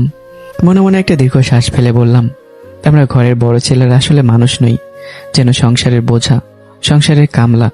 সারা জীবন পরিবারের হাসির জন্য নিজের সব স্বপ্ন, সব ইচ্ছে, সব চাওয়া বিসর্জন দিয়ে যাই, অথচ বিনিময়ে শুধু পাই অপমান, অবহেলা, তুচ্ছ তাচ্ছিল্য আর কটু কথা। কথায় আছে, মানুষের সময় যখন খারাপ যায়, তখন চারপাশে সব দরজা একসঙ্গে বন্ধ হয়ে যায়। যেখানে বাঘের ভয়, সেখানে রাত নেমে আসে। ঠিক তেমনই একদিন অফিসে বস আমাকে নিজের কেবিনে ডেকে পাঠালেন। আমি ভেবেছিলাম হয়তো নতুন কোনো দায়িত্ব দেওয়া হবে, কিন্তু বসের প্রথম কথাতেই আমার পায়ের নিচের মাটি সরে গেল। বস গম্ভীর কণ্ঠে বললেন, অনেক কোম্পানি বড় ধরনের লোকসানের মধ্যে যাচ্ছে, তাই বাধ্য হয়ে কিছু স্টাফ ছাঁটাই করতে হচ্ছে। খুব দুঃখের সঙ্গে বলছি, এই তালিকায় তোমার নামও রয়েছে। এটা হেড অফিসের সিদ্ধান্ত, তাই আগামীকাল থেকে তোমাকে আর অফিসে আসতে হবে না। কথাগুলো শুনেই আমার চোখের সামনে যেন মুহূর্তে অন্ধকার নেমে এলো। স্যার প্লিজ, আমার পুরো পরিবার আমার আয়ের উপর নির্ভরশীল, আমাকে আরেকটা সুযোগ দিন, আমি আরো বেশি পরিশ্রম করব। কিন্তু বস আমার কোনো কথাই শুনলো না। নির্লিপ্তভাবে দরজার দিকে ইশারা করে বললেন, আই অ্যাম সরি অনিক, আমার কিছু করার নাই। পরের মুহূর্তেই নিরাপত্তা রক্ষী এসে আমাকে অফিসের বাইরে পৌঁছে দিল। অফিস ভবনের সামনে দাঁড়িয়ে আমি অনেকক্ষণ নিশ্চুপ ছিলাম। মনে হচ্ছিল শুধু চাকরিটাই নয়, আমার পুরো পৃথিবীটাই যেন আজ ভেঙে পড়েছে। নিজে মনে মনে ফিসফিস করে বললাম, শেষ পর্যন্ত চাকরিটাও হারিয়ে ফেললাম, সব শেষ হয়ে গেল। আজ থেকে আমি বেকার। ভারী পা ফেলে বাড়িতে ফিরলাম। মনে মনে ভাবছিলাম, অন্তত আজ হয়তো পরিবার আমাকে একটু সাহস দেবে। মা বলবেন, চিন্তা করিস না বাবা, আল্লাহর একটা ব্যবস্থা করে দেবেন। কিন্তু বাস্তবতা ছিল আরো নির্মম। সব শুনে মা বিরক্ত গলায় বললেন, তোর আবার চাকরি চলে গেল, এখন সংসার কিভাবে চলবে? এতগুলো মানুষের খরচ কে দেবে? আমি কিছু বলার আগেই বাবা বলে উঠলেন, আমরা কি তাহলে তোর বোঝা হয়ে বেঁচে আছি? এই বয়সে এসে আমাদেরও না খাইয়ে মারবি? এরপর ছোট ভাই আদর ঠোঁট বাঁকিয়ে বলল, মা, আমার তো মনে হয় ভাইয়া ইচ্ছে করে চাকরি ছেড়ে যাওয়ার গল্প বানাচ্ছে, আমাদের দায়িত্ব এড়ানোর জন্য এইসব নাটক করছে। প্রতিটি কথাই আমার বুকের ভেতর বিদ্যুতের মতো আঘাত করছিল। এতক্ষণে ঘরের দরজায় দাঁড়িয়ে সবকিছু শুনছিল নেহা। আমি রুমে ঢুকতেই নেহা কর্কশ গলায় বলে উঠল, বেকার স্বামী দিয়ে সংসার চলে না, যে কাজে পাও সেটা করতে হবে। জীবনে কি এমন পাপ করেছিলাম জানি না, তোমার মতো একজন অকর্মা মানুষের সাথে আমার বিয়ে হয়েছে। বিয়ের পর থেকে একটা ভালো শাড়ি পর্যন্ত কিনে দিতে পারোনি, কোথাও ঘুরতে নিয়ে যেতে পারোনি। নেহা, বিয়ের আগে তো আমি তোমাকে সব বলেছিলাম আমার এই আয়ে নিজের পরিবার নিয়ে ঠিকমতো চলতে কষ্ট হয়। তখন তুমি তো বলেছিলে, বছরে একটা কাপড় পেলেই হবে, আমি যা খাবো তার থেকে একটু ভাগ নিলেই তুমি সুখে থাকবে। আর সেই কথাগুলো কি একবারও তোমার মনে পড়ে না? নেহা কোনো উত্তর দিল না, মুখ ফিরিয়ে নিল। এরপর থেকে প্রতিটি দিনই আমার জন্য নতুন অপমান নিয়ে আসতে লাগলো। ছোট ভাই সুযোগ পেলে কটু কথা শোনাতো। বাড়ির প্রতিটি মানুষ যেন আমাকে বোঝা মনে করতে শুরু করলো। লজ্জায়, অপমানে, অসহায়ত্বে আমি ধীরে ধীরে নিজেকে সবার কাছ থেকে গুটিয়ে নিলাম। বন্ধুদের সঙ্গে যোগাযোগও বন্ধ হয়ে গেল। আত্মীয় স্বজনও আর আমার ফোন ধরতেই চাইতো না। কিন্তু সামান্য অপেক্ষা করছিল আরো বড় নির্মমতা। একদিন আদরের টিউশনের টাকা আর বাবার পেনশনের কিছু টাকা দিয়ে বাজার করা হলো। বাড়িতে ভালো রান্না হলো। বাবা, মা, ভাই, বোন সবাই একসঙ্গে বসে খেয়ে নিল। কিন্তু আমাকে একটা বড় ডাকলো না নেহাকেও। এমনকি ছোট্ট রিয়ার জন্য আলাদা করে এক মুঠো খাবার তুলে রাখা হলো না। অথচ আগের রাত থেকেই আমি, নেহা আর রিয়া প্রায় না খেয়েছিলাম। সেদিন ক্ষুধার কষ্টের চেয়েও অপমানের কষ্ট অনেক বেশি ছিল। অবশেষে সহ্য করতে না পেরে নেহা নিজের মাকে ফোন করলো। সবকিছু শুনে ওপাশ থেকে তার মা বলল, তোকে আগেই বলেছিলাম এমন গরিব ঘরে বিয়ে করিস না, তখন আমার কথা শুনিসনি। এখন তোর রূপ যৌবন আছে, চলে আয়, আমি তোকে বড়লোক কোটিপতির ঘরে বিয়ে দেব। মনে রাখিস, ভালোবাসা ছাড়া মানুষ কোনোভাবে বেঁচে থাকতে পারে, কিন্তু টাকা ছাড়া জীবন চলে না। ফোন কেটে যাওয়ার পরই নিহা অনেকক্ষণ চুপ করে বসে রইল। তারপর মনে মনে বলল, মা ঠিকই বলেছে, ভালোবাসা দিয়ে হয়তো কবিতা লেখা যায়, কিন্তু সংসার চালানো যায় না। টাকা ছাড়া মানুষ সত্যিই অচল। সন্ধ্যায় আমি বাড়ি ফিরতেই নিহা ঠান্ডা গলায় বলল, আমি বাবার বাড়ি চলে যাচ্ছি, আমাকে আর ফোন করবে না। তোমার মতো একজন অকর্ম অসহায় মানুষের সঙ্গে থেকে আমার জীবনটা শেষ হয়ে গেছে। আমি হতভম্ব হয়ে বললাম, তোমার মা তো আমাদের বিয়ের পর একদিনও তোমার খোঁজ খবরই নেননি, তিনি কি তোমাকে বাড়িতে থাকতে দেবেন? নিহা বিরক্ত হয়ে উত্তর দিল, সেটা আমি আর আমার মা বুঝবো, তোমাকে সেটা নিয়ে ভাবতে হবে না। আমি অনেক চেষ্টা করেও নিহাকে থামাতে পারলাম না। নিহা যখন ছোট্ট রিয়াকে নিয়ে দরজার বাইরে বেরিয়ে যাচ্ছিল, তখন রিয়া দুহাত বাড়িয়ে আমার দিকে ঝাঁপিয়ে পড়ে অঝরে কাঁদতে লাগলো। সেজন্য কিছুতেই বাবার বুক ছেড়ে যেতে চাইছিল না। আমি কাঁপতে থাকা হাতে নিজের মেয়েকে বুকে জড়িয়ে ধরলাম। চোখ বেয়ে টপ টপ করে জল গড়িয়ে পড়তে লাগলো। তোর মা হয়তো ঠিকই বলেছে মা, আমি তোকে এখনো সুন্দর একটা জীবন দিতে পারিনি, তোকে পৃথিবীর সুখ দেখাতে পারিনি। আমি হয়তো একজন ব্যর্থ স্বামী, ব্যর্থ বাবা, কিন্তু বিশ্বাস কর, তোকে ভালোবাসার ক্ষেত্রে আমি কোনোদিনও ব্যর্থ বাবা হতে চাইনি। রিয়া কিছুই বুঝতে পারলো না। সে শুধু আমার গলা শক্ত করে জড়িয়ে ধরে অবিরাম কাঁদতে লাগলো। আর সেই কান্নার শব্দেই যেন একজন ভেঙে পড়া বাবার বুকের ভেতর জমে থাকা সব স্বপ্ন নীরবে ভেঙে চুরমার হয়ে গেল। নিয়ে চলে যাওয়ার পর যেন আমার জীবন থেকে শেষ আলোটুকু নিভে গেল। দিনের পর দিন আমি সেই নিজের ছোট্ট ঘরের কোণে চুপচাপ পড়ে থাকতাম। ক্ষুধায় পেট মোচড় দিয়ে উঠলেও বালিশটা বুকের সঙ্গে শক্ত করে চেপে ধরতাম, যেন তুলুর সে বালিশটাই কিছুক্ষণের জন্য ক্ষুধার যন্ত্রণা ভুলিয়ে দিতে পারবে। এদিকে পুরো পরিবার বাবার পেনশনের টাকা দিয়ে বাজার করত, রান্না করত, সবাই একসঙ্গে বসে পেট ভরে খেত।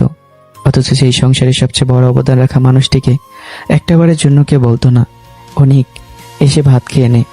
দেখতে দেখতে কেটে গেল 1 মাস, তারপর 1.5 মাস কেটে গেল। এই অল্প সময়েই আমার শরীর যেন অর্ধেক হয়ে গেল। কোনোদিন একবেলা খাবার জুটত, কোনোদিন সারাদিনে না খেয়ে কাটিয়ে দিতাম। ক্ষুধা যখন আর সহ্য হতো না, তখন পরিচিত কোনো বন্ধুর বাড়িতে যেতাম। খাবারের সময় হওয়া পর্যন্ত লজ্জা বলে বসে থাকতাম, হয়তো কে একবেলা খেতে দেবে এই আশায়। কিন্তু মানুষের অভাব যেমন লুকিয়ে থাকে না, তেমনি ক্ষুধা বেশি দিন গোপন থাকে না। অল্প কিছুদিনের মধ্যেই বন্ধুদের মধ্যেও কানাঘুষা শুরু হয়ে গেল। কেউ আর আমাকে ফোন করতো না, কেউ বাড়িতে ডাকতো না, যেন অভাবী মানুষটা তাদের কাছে বোঝা হয়ে গেছে।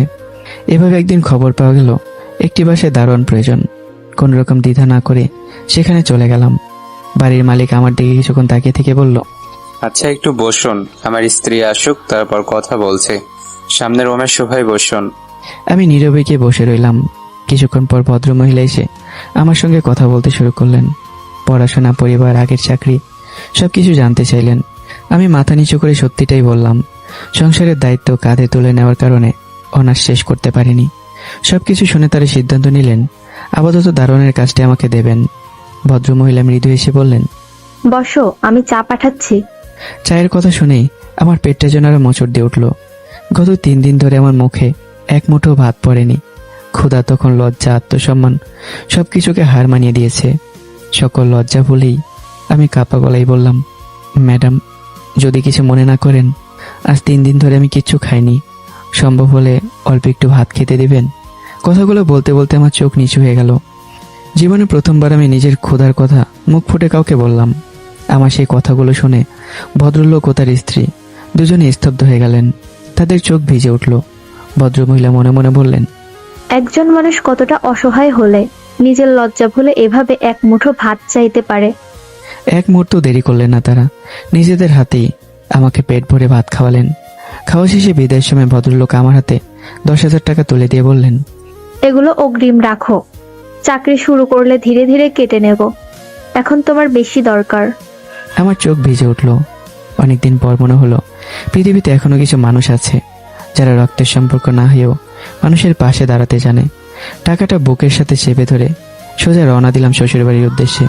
আমার একটাই ইচ্ছা, নিহাকে আর ছোট্ট রিয়াকে নিয়ে আবারও নতুন করে সংসার শুরু করব। নিহাদের বাড়িতে গিয়েই, নিহা রেডি হও, চলো বাসায় ফিরে যাই। কিন্তু আমার কথার উত্তর এলো তীব্র অপমানের ভাষায়। নিহা আর তার মা এমন সব কথা বলতে শুরু করলেন যেগুলো একজন পুরুষের আত্মসম্মানকে মুহূর্তের মধ্যে চূর্ণ বিচূর্ণ করে দিতে পারে। হঠাৎ আমার শাশুড়ি তার ছেলের হাসি হেসে বললেন, তুই আদৌ পুরুষ মানুষ তো? আমার তো এখন সন্দেহ হচ্ছে। কথাটা বিদ্যুতের মতো আঘাত করলো আমার বুকে। আমার চোখ লাল হয়ে উঠল, সারা শরীর রাগে কাঁপতে লাগলো। কিন্তু পরক্ষণে নিজেকে সামলে নিয়ে বললাম, তাহলে নিহার কলেজে সন্তান, সে কি অবৈধ? আপনার মেয়ের গর্ভে যে বাচ্চা এসেছে, সেও কি অবৈধভাবে এসেছে? এই কথাটুকুই যেন আগুনে ঘি ঢেলে দিল। মুহূর্তের মধ্যে শাশুড়ি, শালিকা, নেহা ক্ষিপ্ত হয়ে উঠল। কেউ জুতা দিয়ে মারতে লাগলো, কেউ ধাক্কা দিতে লাগলো। একই সঙ্গে শাশুড়ি চিৎকার করে আশেপাশের মানুষকেও ডাকতে শুরু করলো, বাঁচাও, আমার ছোট্ট মেয়ের এই সর্বনাশ করে ফেলেছে। সবাই এসো, আমার ছোট্ট মেয়ের সর্বনাশ করে ফেলেছে। আর এরপর কি ঘটেছিল তা তো আপনারা জানেনই। তবে পুলিশ নিয়ে যাওয়ার আগে আমি শেষবারের মতো নিহার দিকে তাকিয়ে বলেছিলাম, আজ আমি বিপদে আছি বলেই তুমি আমার হাত ছেড়ে দিলে। মনে রেখো, মানুষের দুঃসময়ে যে পাশে থাকে, সুখের দিনেও সেই মানুষেরই পাশে থাকার অধিকার রাখে। কিন্তু আজ তুমি তোমার পরিবার আমার সঙ্গে যা করলে, তারপরে এই জীবনে তোমার জন্য আমার হৃদয়ে আর কোনো জায়গা থাকবে না। নিজের রূপের অহংকারে তুমি আজ অন্ধ হয়ে গেছো। মনে রেখো নিহা, ফুলের সৌরভ যেমন চিরস্থায়ী নয়, তেমনি মানুষের সৌন্দর্য আর গৌরবও চিরস্থায়ী নয়। আরেকটা কথা, আল্লাহ ছাড় দেন কিন্তু ছেড়ে দেন না। এই ছিল আমার অতীত, এই ছিল ঘটে যাওয়া সব ঘটনা। এবার বর্তমান। আমার মুখে শেষ কথাগুলো শুনে থানার ভেতর অদ্ভুত এক নীরবতা নেমে এলো। এতক্ষণ ধরে আমার জীবনের প্রতিটি ঘটনা শুনতে শুনতেই 3 জন কনস্টেবলের চোখও অশ্রুসিক্ত হয়ে উঠেছিল। যে কনস্টেবলটি নিজের মোবাইলটি আমার হাতে তুলে দিয়েছিল, সে গিয়ে এসে আমার কাঁধে হাত রেখে বলল, কান্না করো না ভাই, আল্লাহ উত্তম পরিকল্পনাকারী। বিশ্বাস রাখো, অন্যায়ের বিচার একদিন হবেই। আর তোমার সঙ্গে যা হয়েছে দুঃখের বিষয় হলেও সত্যি, এই দেশের অসংখ্য ঘরের বড় ছেলে প্রতিদিন নীরবে এমন কষ্টই বয়ে বেড়ায়। তারা পরিবারের জন্য নিজের সবকিছু বিসর্জন দেয়, অথচ সবচেয়ে বেশি অবহেলিত তারাই হয়। মামলার পর আমি বারবার নিজের পরিবারের খোঁজ নেওয়ার চেষ্টা করেছি। কারাগারের ভেতর থেকেও পরিচিত মানুষদের মাধ্যমে খবর পাঠিয়েছিলাম, একবার শুধু মা বাবা এসে দেখা করুক, একবার শুধু কেউ এসে বলুক, ভয় পাস না, আমরা আছি। কিন্তু দিন কেটে গেল, সপ্তাহ পেরিয়ে গেল, পরিবারে কেউ দেখা করতে তো এলোই না, বরং আমার খবরটুকু কেউ নিল না। তবে সবাই যখন মুখ ফিরিয়ে নিল, তখন একদিন লুকিয়ে কারাগারে দেখা করতে এলো আমার ছোট বোন শারমিন। লোহার শিখের ওপারে দাঁড়িয়ে ছোট বোনটাকে দেখেই আমি বিস্ময় চোখ বড় বড় করে ফেললাম। শারমিন, তুই এখানে কিভাবে এলি? শারমিনা নিজেকে সামলাতে পারলো না, ফুপিয়ে ফুপিয়ে কাঁদতে কাঁদতে বলল, ভাইয়া, আমাদের পুরো পরিবারটাই স্বার্থপর হয়ে গেছে। মা, বাবা, আদর ভাইয়া সবাই। তোকে না খাইয়ে যখন সবাই খেত, তখন আমি অনেকবার লুকিয়ে তোর জন্য খাবার নিয়ে যেতে চেয়েছিলাম, কিন্তু একদিন মা দেখে ফেলেছিল। সেদিন আমাকে এত মেরেছে শুধু তোর জন্য ভাত নিয়ে যেতে চেয়েছিলাম বলে। বোনের প্রতিটি শব্দ যেন আমার বুকের গভীরে এসে আঘাত করলো। এতক্ষণ যে মানুষটা নিজের চোখের পানে আটকে রেখেছিল, সে আর পারল না। দু চোখ বেয়ে অঝরে অশ্রু গড়িয়ে পড়তে লাগলো। শারমিন আমার কাঁপতে থাকা হাত শক্ত করে ধরে আবার বলল, ভাইয়া, ভাবি তোর বিরুদ্ধে ডিভোর্সের মামলা করেছে। আমি একজন উকিলের সঙ্গে কথা বলেছি, উনি বলেছেন তোকে জামিনে বের করতে প্রায় 20,000 টাকা লাগবে। আর বের হওয়ার পর আদালতের নির্দেশ অনুযায়ী 3 মাসের মধ্যে ভাবিকে 10 লক্ষ টাকা দেনমোহর পরিশোধ করতে হবে, না হলে আবারও বড় বিপদে পড়বে। কথাগুলো শুনে আমার মনে হলো আমার পায়ের নিচের মাটিটুকু সরে গেছে, সারা শরীর শীতল হয়ে এলো। অবিশ্বাসে ভরা চোখে বোনের দিকে তাকিয়ে বললাম, এত টাকা আমি কোথায় পাবো শারমিন? জীবনে তো একসঙ্গে এত টাকা চোখেও দেখিনি। শারমিন আমার হাতটা শক্ত করে ধরে দৃঢ় কণ্ঠে বলল, আমি জানি তুই নির্দোষ। আমার ভাই এমন কাজ কোনো দিনও করতে পারে না। তোকে জামিনে বের করা আমার দায়িত্ব। আমি যেভাবেই হোক টাকার ব্যবস্থা করব, কিন্তু পরে ভাবি দেনমোহরের টাকা কিভাবে দিবি সেটা তোকে ভাবতে হবে। বোনের কথা শুনে আমার বুকটা মোচড় দিয়ে উঠল। মনে মনে ভাবলাম, আমার স্ত্রী নিহা, আমার স্বপ্ন, আমার ভালোবাসা, আমার সংসার সবকিছু ধ্বংস করে দিল। আর যাদের জন্য সারা জীবন নিজের জীবনটা বিলিয়ে দিলাম, সে মা বাবা আজ আমাকে পর করে দিল। কখনো কখনো মনে হয় নিজের সন্তানের সঙ্গে সৎ মা বাবা হয়তো এতটা নিষ্ঠুর হতে পারে না। এখন আমি কোত্থেকে এত টাকা জোগাড় করব? শারমিন অবাক হয়ে বলল, জানিস ভাইয়া, মা বাবা এখন তোকে নিয়ে শুধু খারাপ কথা বলে। তারা স্পষ্ট বলেছে তোর জন্য 1 টাকাও খরচ করবে না। বাবার অবসরের সব টাকা তারা আদর ভাইয়ের ভবিষ্যতের জন্য তুলে রেখেছে। তাদের স্বপ্ন আদর একদিন বড় ডক্টর কিংবা ইঞ্জিনিয়ার হবে। তখন নাকি তারা সুখে জীবন কাটাবে, তাই তোর জন্য তাদের কাছে কোনো টাকা নেই। কিন্তু তুই ভয় পাস না, আমি আছি, আমি তোকে বের করব ইনশাআল্লাহ। ছোট বোনের কথাগুলো শুনে আমার বুক ভরে উঠল এক অদ্ভুত অনুভূতিতে। এত বড় পৃথিবীতে, এত বড় পরিবার, অন্তত একজন মানুষ এখন আমাকে বিশ্বাস করে, অন্তত একজন মানুষ এখন আমার নির্দোষ চোখ দুটো পড়তে পারে। এরপর শারমিন নিজের বন্ধু বান্ধব সহপাঠী যার কাছে পেরেছে সবার কাছে সাহায্য চেয়েছে। কেউ 500 টাকা দিয়েছে, কেউ 1000 টাকা, কেউ আবার নিজের সামর্থ্য অনুযায়ী পাশে দাঁড়িয়েছে। নিজের জমানো টাকা বের করে দিয়েছে সে। সব মিলে প্রায় 18,000 টাকা জোগাড় হলো। বাকিটা বিভিন্নভাবে ব্যবস্থা করে অবশেষে সে আমাকে জামিনে মুক্ত করতে সক্ষম হলো। জেল থেকে বেরিয়ে আমি ধীর পায়ে হাঁটছিলাম। মাথার উপর বিশাল আকাশ, অথচ বুকের ভেতরটা ছিল শূন্য। হাঁটতে হাঁটতে মনে মনে শুধু একটা কথাই বললাম, মানুষের জীবনে খারাপ সময় আসা দরকার, না হলে আপন আর পরের পার্থক্য কোনোদিনও বোঝা যায় না। সুখের দিনে সবাই পাশে থাকে, কিন্তু দুঃসময় চিনিয়ে দেয় কে সত্যিই নিজের মানুষ আর কে শুধু প্রয়োজনের সম্পর্ক। খারাপ সময় না আসলে আশেপাশে চিরচেনা অকৃতজ্ঞ বেঈমানদের কখনো চেনাই যেত না।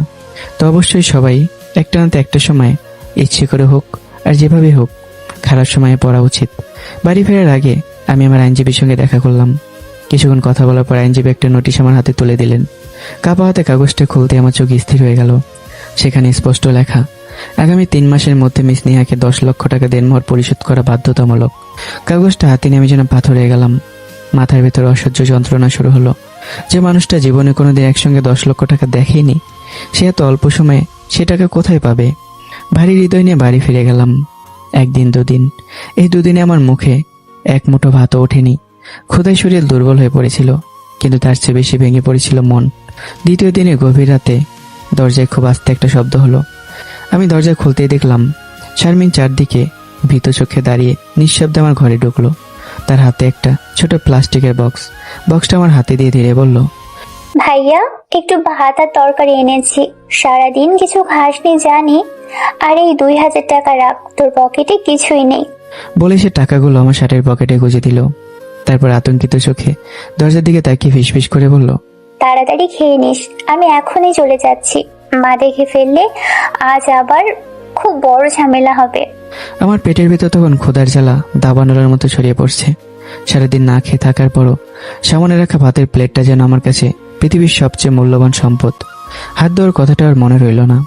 কাঁপতে থাকা হাতে প্লাস্টিকের বক্সের ঢাকনাটা খুলে এক মুঠো ভাত মুখে তুলে নিলাম।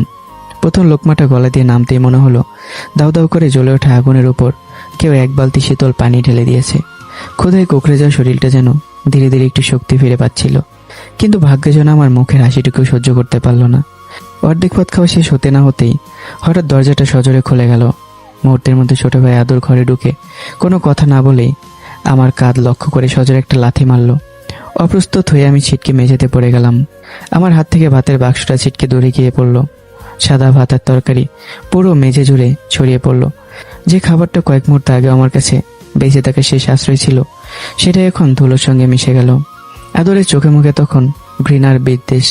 সে দাঁতে দাঁত চেপে চিৎকার করে উঠল, আমাদের বাড়ি থেকে তুই চুরি করে খাবার খাস? এত বড় সাহস তোর!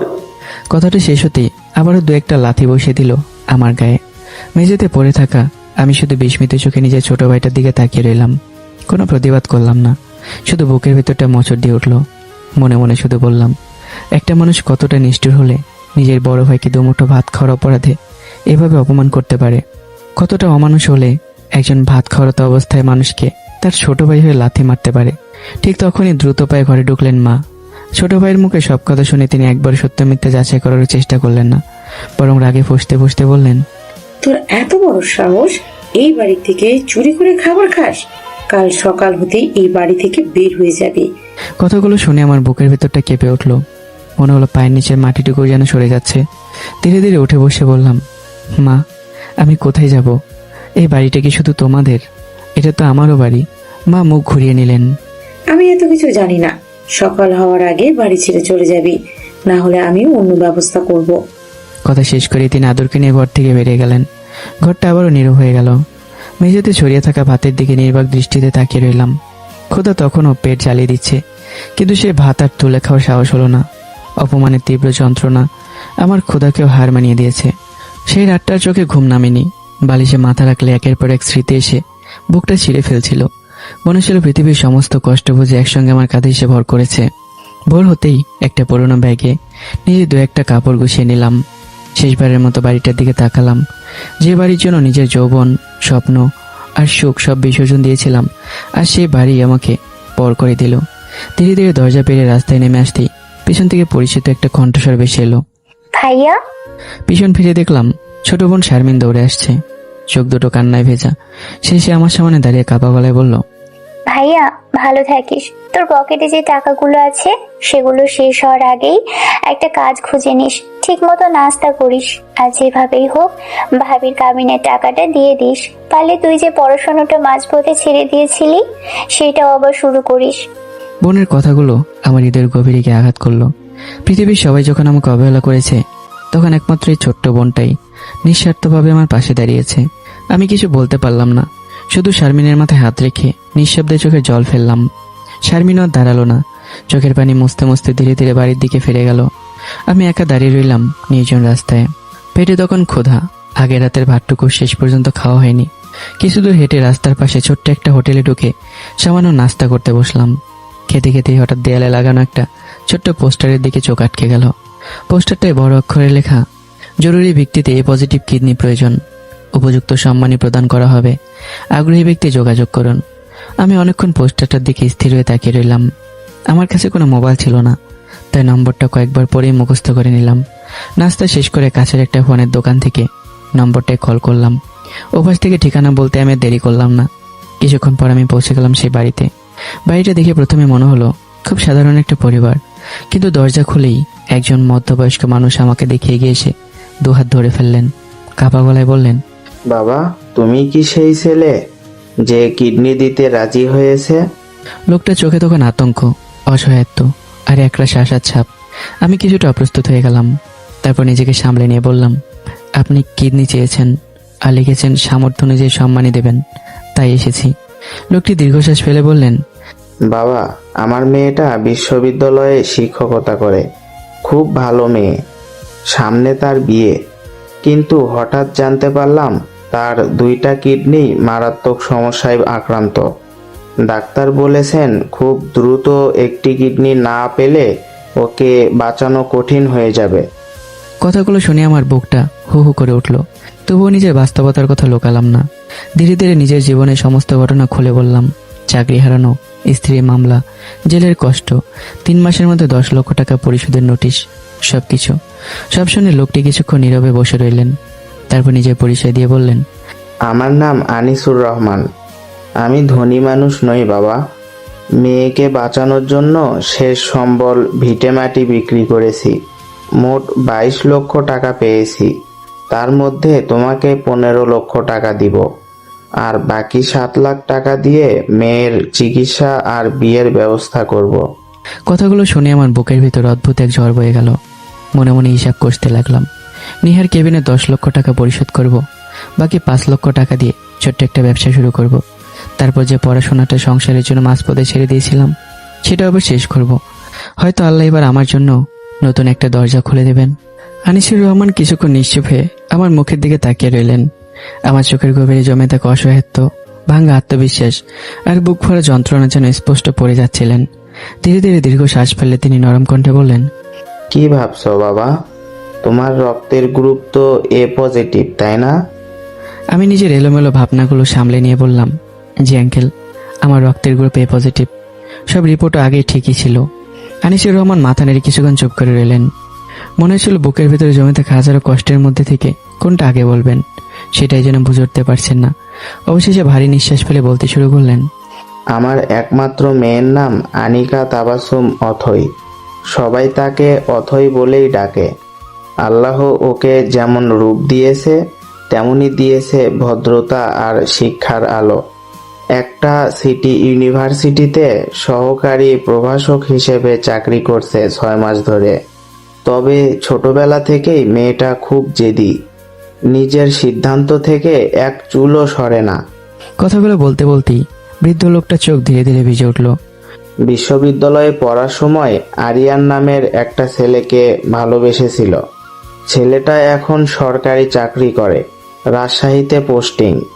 প্রথমে ওদের পরিবার রাজি ছিল না, পরে ছেলের জেদের কাছে হার মেনে বিয়েতে সম্মতি দেয়। সবকিছু ঠিকঠাক চলছিল, কিন্তু ঠিক 2 মাস আগে জানতে পারলাম আমার মেয়ের 2টি কিডনি প্রায় অকেজো হয়ে গেছে। শেষ কথাটা বলতে গিয়ে আনিসুর রহমানের গলা কেঁপে উঠল। তিনি কাপা হাতে চোখের কোণে জল মুছে আবার বললেন, মেয়েটার মা অনেক আগেই মারা গেছে বাবা। তারপর থেকে বুকের রক্ত পানি করে মানুষ করেছি, একটা আঁচড়ও লাগতে দেইনি। অথচ সেই মেয়েটাকে আজ বাঁচানোর জন্য মানুষের দরজায় দরজায় ঘুরতে হচ্ছে। ডক্টর বলেছেন যত দ্রুত সম্ভব কিডনি প্রতিস্থাপন করতে হবে। বিয়ের আগে যদি অপারেশনটা গোপনে করিয়ে ফেলতে পারি তাহলে হয়তো সংসারটা ভেঙে যাবে না, কিন্তু যদি ছেলের পরিবার আগেই জেনে যায় তাহলে আমার অথয়ের স্বপ্নগুলো এক মুহূর্তেই শেষ হয়ে যাবে। আমি নীরবে সব শুনছিলাম। হঠাৎ আমার মনে হলো পৃথিবীতে শুধু আমি একাই কষ্ট নিয়ে বেঁচে নেই, প্রত্যেক মানুষের বুকের ভেতরে অদৃশ্য এক যুদ্ধ চলছে। কারো যুদ্ধ অভাবের সঙ্গে, কারো যুদ্ধ প্রিয় মানুষকে বাঁচিয়ে রাখার জন্য। আমি ধীরে ধীরে বললাম, আঙ্কেল, আমরা মানুষকে বাইরে থেকে দেখে বিচার করি, কিন্তু প্রত্যেকটা হাসি মুখের আড়ালেই একটা না একটা কান্নার গল্প লুকিয়ে থাকে। আমি আমার কষ্ট নিয়ে বেঁচে আছি, আপনি আপনার কষ্ট নিয়ে। যার যার দুঃখ তার কাছে পৃথিবীর সবচেয়ে বড় দুঃখ। তাই এসব ভেবে আর সময় নষ্ট করবেন না। শুধু বলুন কবে হাসপাতালে যেতে হবে, আমার টাকার খুব দরকার। আমার শান্ত ভাঙ্গা কণ্ঠ শুনে আনিসুর রহমানের বুকটা হু হু করে উঠল। তিনি বললেন, কাল সকালেই চলে এসো বাবা। আগে সব পরীক্ষা নিরীক্ষা হবে, যদি রিপোর্ট ঠিক থাকে 4-5 দিনের মধ্যেই তোমাকে টাকা বুঝিয়ে দিব, তারপর অপারেশনের ব্যবস্থা করা হবে। আচ্ছা, তোমার মোবাইল নাম্বারটা দাও। আমি মাথা নিচু করে দাঁড়িয়ে থাকলাম। তারপর বললাম, আঙ্কেল, আমার কোনো মোবাইল নেই। কথাটা শুনে আনিসুর রহমান বিস্ময়ে স্থির হয়ে গেলেন। এই সময় একজন পূর্ণবয়স্ক মানুষের মোবাইল নেই এজন্য বিশ্বাস করাও কঠিন। কিন্তু আমার মলিন জামা, শুকিয়ে যাওয়া মুখ আর ক্লান্ত চোখের দিকে তাকিয়ে তিনি বুঝে গেলেন যে আমি মিথ্যা বলছি না। একটা মানুষ শখ করে নিজের শরীরের অঙ্গ বিক্রি করতে আসেন আঙ্কেল। অভাব মানুষ কেমন একটা জায়গায় এনে দাঁড় করায় যেখানে লজ্জা, সম্মান, ইচ্ছা সবকিছু একসময় হার মেনে যায়। আর একটা শব্দ বললেন আনিসুর রহমান। তিনি ধীরে ধীরে ঘরের ভেতর চলে গেলেন। আমি অবাক হয়ে দরজার দিকে তাকিয়ে রইলাম। প্রায় 5 মিনিট পর তিনি ফেরত এলেন, হাতে একটা পুরোনো বাটন ফোন। ফোনটা আমার হাতে দিয়ে মমতা ভরা কণ্ঠে বললেন, এটা তুমি রাখো বাবা, এই নাম্বার থেকেই তো আমাকে ফোন করেছিলে। এখন থেকে এটা তোমার কাছেই থাকুক, আমি আমার মেয়ের ফোন থেকে তোমার সঙ্গে যোগাযোগ করব। আমি কিছুক্ষণ ফোনটার দিকে তাকিয়ে রইলাম। আমার বুকের ভেতরটা হঠাৎ মোচড় দিয়ে উঠল।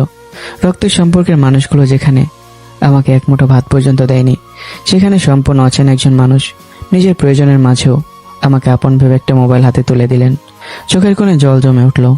মনে মনে শুধু বললাম, আল্লাহ, আপনি সত্যি মানুষকে মানুষ দিয়ে চিনিয়ে দেন। আনিসুর রহমানের বাড়ি থেকে বেরিয়ে দীর্ঘ শ্বাস ফেললাম। হাতে একটা ছোট্ট বাটন ফোন, অথচ বুকের ভেতর যেন 1000 মণ ওজনের পাথর।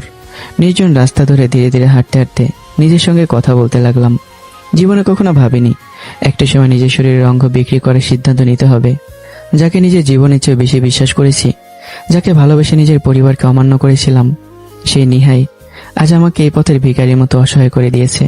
তবে নিহার বিশ্বাসঘাতকতার চেয়ে বড় আঘাত দিয়েছে আমার নিজের রক্তের মানুষগুলো। পর মানুষ যদি ছেড়ে চলে যায় কষ্ট হয়, কিন্তু নিজের পরিবার যখন বেঁচে থেকেও মৃতের মতো মুখ ফিরে নেয়, তখন মানুষ সত্যিই নিঃস্ব হয়ে যায়। চোখের কোণে জমে থাকা জলটা হাতের উল্টো পিঠ দিয়ে মুছে আবারও হাঁটতে লাগলাম। ঠিক তখনই সামনের দিক থেকে কয়েকজন মানুষকে এগিয়ে আসতে দেখে আমি থেমে গেলাম। মুহূর্তের মধ্যে আমার বুকটা ধুক করে উঠল। সামনে দাঁড়িয়েছে নিহা, তার মা আর ছোট বোন। নিহার চোখে আগে সে ভালোবাসার ছায়াটুকু নেই, সেখানে এখন শুধু অহংকার আর তার ছেলের বিষ। নিহা দূর থেকে তীক্ষ্ণ কণ্ঠে বলে উঠল, কে রে, টাকার ব্যবস্থা করেছিস? সময় কিন্তু শেষ হয়ে আসছে, আমার জীবনটা নষ্ট করেছিস, তোকে আমি কোনোভাবেই ছাড়বো না। আমি কিছুক্ষণ নীরবে নিহার দিকে তাকিয়ে রইলাম। এই কি সে মেয়ে যে একদিন আমার হাত শক্ত করে ধরে বলেছিল, তুমি পাশে থাকলে আমি সুখী। নিহা, টাকাটা তোমার হক, আজ হোক কাল হোক আমি দিয়ে দেব। টাকা দেওয়ার পর আমাদের সম্পর্ক শেষ হয়ে যাবে, শুধু যদি আর একটু সময় দিতে। শেষ কথাটুকু বলতে গিয়ে আমার গলাটাও যেন কেঁপে উঠল। আমি সময় চাইছিলাম, টাকার জন্য নয়। আমি চাইছিলাম নিজের বিবেককে আরেকবার বোঝাতে, সত্যি কি একটা কিডনি বিক্রি করা ছাড়া আমার সামনে আর কোনো পথ খোলা নেই। কিন্তু নিহার চোখে সেই দ্বিধার কোনো মূল্য ছিল না। রাগে ফুঁসতে ফুঁসতে সে গিয়ে এসে বলল, একদিনও সময় দিতে রাজি নই আমি।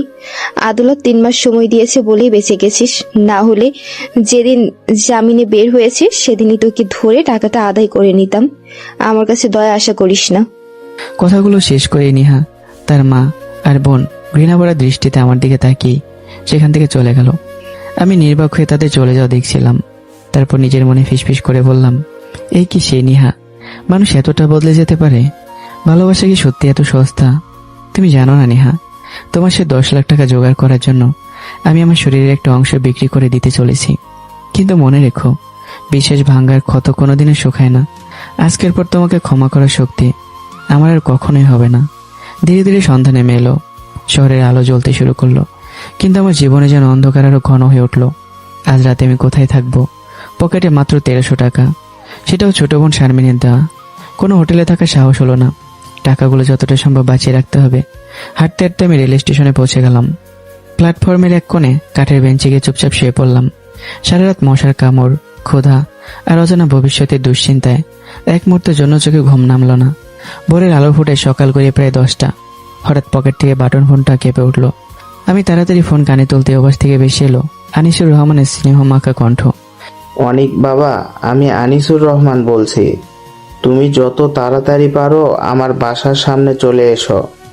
আজ তোমাকে হাসপাতালে নিয়ে যেতে হবে। ফোনটা কেটে যাওয়ার পর আমি কয়েক সেকেন্ড স্থির হয়ে বসে রইলাম। মনে হচ্ছিল আজকের দিনটা হয়তো আমার জীবনের সবচেয়ে কঠিন সিদ্ধান্তের সাক্ষী হতে চলেছে। অন্যদিকে নিহার বাড়ির পরিবেশ একেবারে ভিন্ন। ড্রয়িং রুমে বসে আছে পাবেল, বিদেশ ফেরত এক যুবক।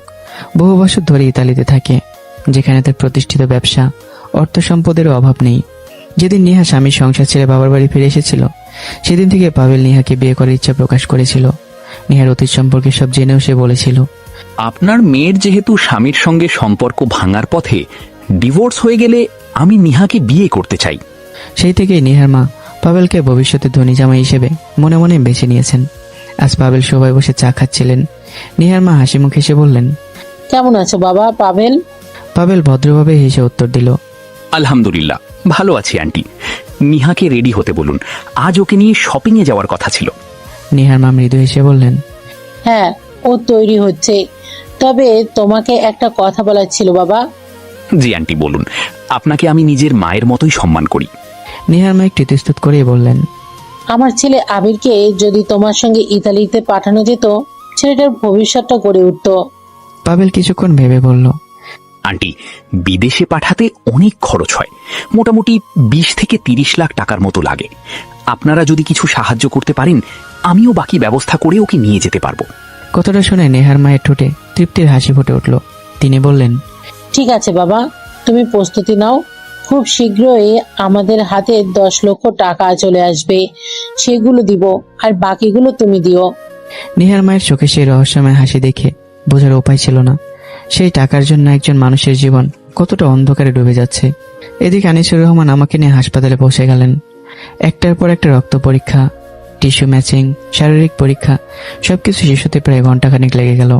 সব রিপোর্ট হাতে নিয়ে ডক্টর শান্ত গলায় বললেন, আনিস সাহেব, ছেলেটার সব রিপোর্ট ভালো এসেছে। চিকিৎসা বিজ্ঞানের দিক থেকে কিডনি প্রস্তুতির কোনো সমস্যা দেখছেন না, তবে একটা বিষয় নিশ্চিত হতে চাই।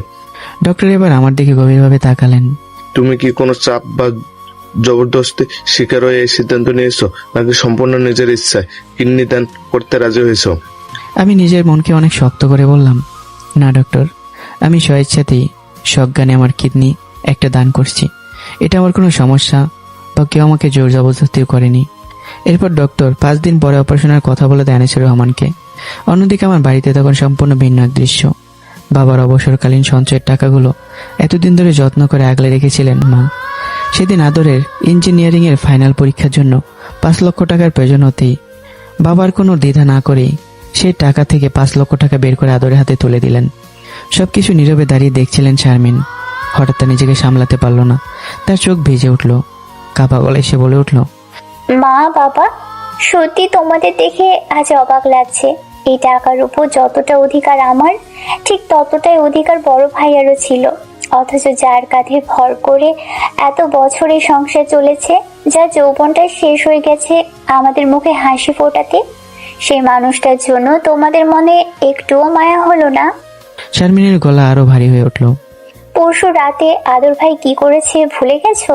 বড় ভাইয়া যখন না খেয়ে ভাত খাচ্ছিল, তখন লাথি মেরে তার খাবার মাটিতে ফেলে দিয়েছিল।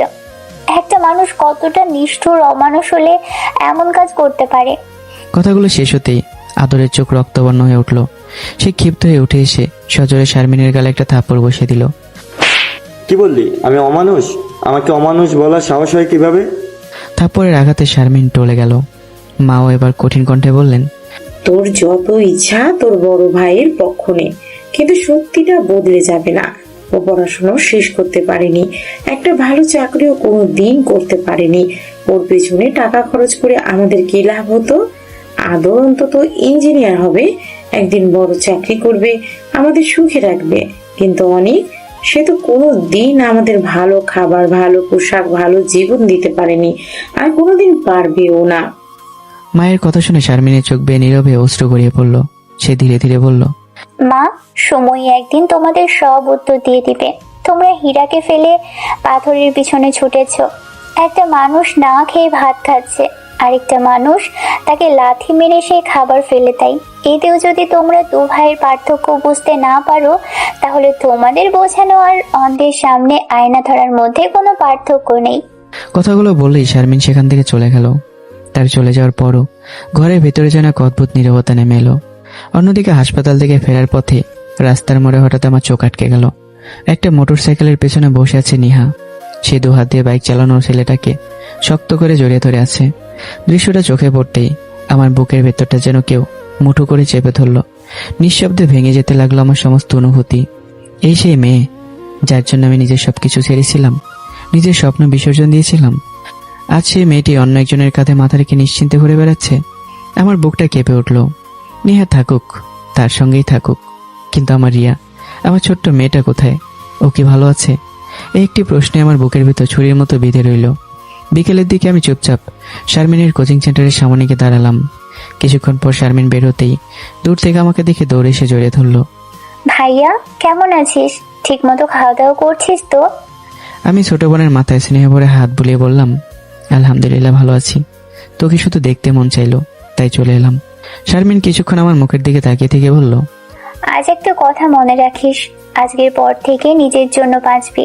সারা জীবন সবাইকে নিয়ে বেঁচেছিস, এবার নিজেকে নিয়ে ভাব। আর একটা কথা, তোর জীবনে যে বিপদ এসেছে সেটা অভিশাপ না ভাইয়া, আল্লাহর পক্ষ থেকে একটা নিয়ামত।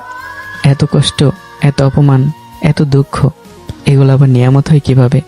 শারমিন শান্ত কণ্ঠে বলল, হয় ভাইয়া, এই বিপদ না এলে তুই সারা জীবন কামলার মতো সবাইকে সুখ দিয়ে যেতিস, কিন্তু বিনিময়ে কখনো সম্মান পেতিস না। আজ আল্লাহ তোকে দেখিয়ে দিয়েছেন কে আপন কে পর, কে শুধু স্বার্থের জন্য কাছে ছিল আর কে সত্যিই তোকে ভালোবাসে। মানুষকে চেনার জন্য অনেক সময় সুখ নয়, একটা কঠিন বিপদই যথেষ্ট। ছোট বোনের প্রতিটি কথা আমার হৃদয়ের গভীরে গিয়ে আঘাত করলো। আমার মনে হলো জীবনের সবচেয়ে বড় শিক্ষাটা আজ আমি কোনো বই থেকে নয়, নিজের ছোট বোনের মুখ থেকে পেলাম। এরপর কেটে গেল 5টা দীর্ঘ দিন। অবশেষে সেই প্রতীক্ষিত দিনটা এলো। হাসপাতালের অপারেশন থিয়েটারের দরজা বন্ধ হয়ে গেল। একদিকে অনিকা তাবাসসুম ঐথির জীবন বাঁচানোর লড়াই, অন্যদিকে নিজের শরীরের একটা অঙ্গ হারানোর বিনিময়ে নতুন করে বাঁচার চেষ্টা। দু মানুষের ভাগ্য যেন একই সুতোয় বাধা পড়ে গেল। সফলভাবে অপারেশন শেষ হলো। ডক্টর জানালেন দুজনে এখন আশঙ্কা মুক্ত। আমি কখনো চাইনি যে আমি একটা কিডনি বিক্রি করব, কিন্তু জেলখানা, ওই কালকুটির জীবন থেকে একটা কিডনি বিক্রি করে এই মুক্ত দুনিয়ার জীবনই অনেক ভালো। তাই আমি একটা কিডনি বিক্রি করলাম। আরও 5 দিন হাসপাতালে চিকিৎসাধীন থাকার পর আমি ধীরে ধীরে সুস্থ হয়ে উঠলাম। সেদিন আনিসুর রহমান নিজ হাতে 15 লক্ষ টাকা আমার হাতে তুলে দিলেন। টাকাটা দেওয়ার সময় বৃদ্ধ মানুষটির চোখ ভিজে উঠেছিল। তিনি 2 হাত দিয়ে আমার হাত শক্ত করে ধরে বললেন, বাবা, তোমার এই ঋণ আমি কোনোদিনও শোধ করতে পারবো না। অনেক মানুষ কিডনি দিতে রাজি হয়েছিল, কিন্তু সবাই 40-50 লক্ষ টাকা চেয়েছিল। আমার সেই সামর্থ্য ছিল না। আল্লাহ তোমাকে আমার কাছে পাঠিয়েছেন। তিনি কিছুক্ষণ থেমে আবার বললেন, আমি যে মোবাইলটা তোমাকে দিয়েছি সেটা তোমার কাছেই থাকবে। আজ থেকে তুমি শুধু একজন ডোনার নও, তুমি আমার নিজের ছেলের মতো। যোগাযোগ রাখবে বাবা। আর যখন আমার মেয়ে অথয়ের বিয়ে ঠিক হবে, সবার আগে তোমাকেই দাওয়াত দিব। তোমাকে অবশ্যই আসতে হবে। আনিসুর রহমানের কণ্ঠ কেঁপে উঠল। আমি নীরবে দাঁড়িয়ে রইলাম। জীবনে প্রথমবার মনে হলো রক্তের সম্পর্ক ছাড়াও পৃথিবীতে এমন কিছু মানুষ আছে যারা অচেনা হয়েও আপন হয়ে যায়।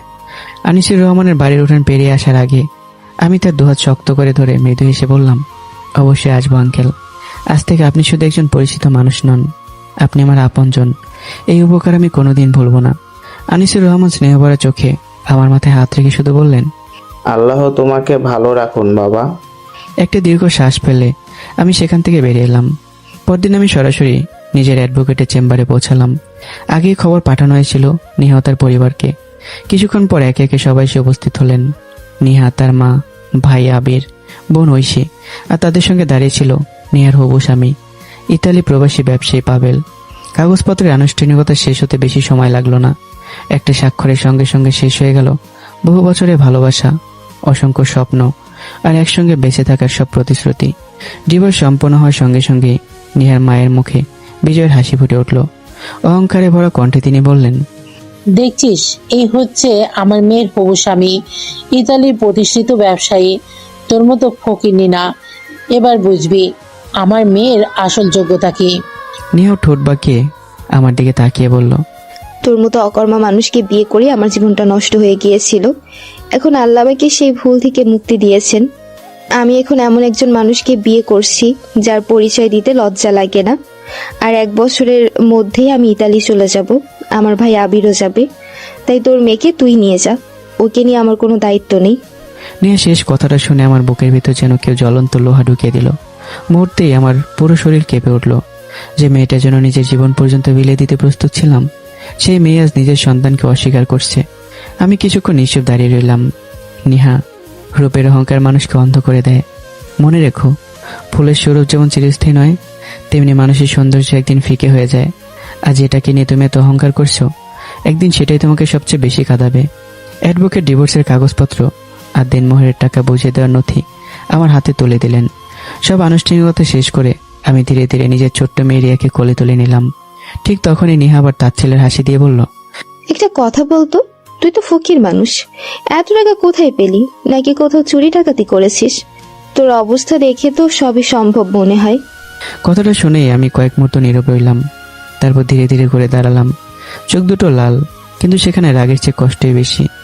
বুকের সঙ্গে নিজের মেয়ে রিয়াকে শক্ত করে জড়িয়ে ধরে বললাম, নিহা, আজ তুমি অহংকারে নেশায় অন্ধ হয়ে গেছো, তাই সত্যটা দেখতে পাচ্ছ না। কিন্তু মনে রেখো, মানুষের সময় সবসময় একরকম থাকে না। আমি আর ছোট মানুষ, তাই হয়তো আমার কথার দাম নেই। তবু আমার মেয়েকে সাক্ষী রেখে আমি বলে যাচ্ছি, একদিন তুমি নিজেই এই অনেককে খুঁজবে, ফিরে আসতে চাইবে। কিন্তু সেদিন আমার হৃদয়ে তোমার জন্য এক ফোঁটাও জায়গা থাকবে না। আমি তোমাকে কোনোদিনও ক্ষমা করব না।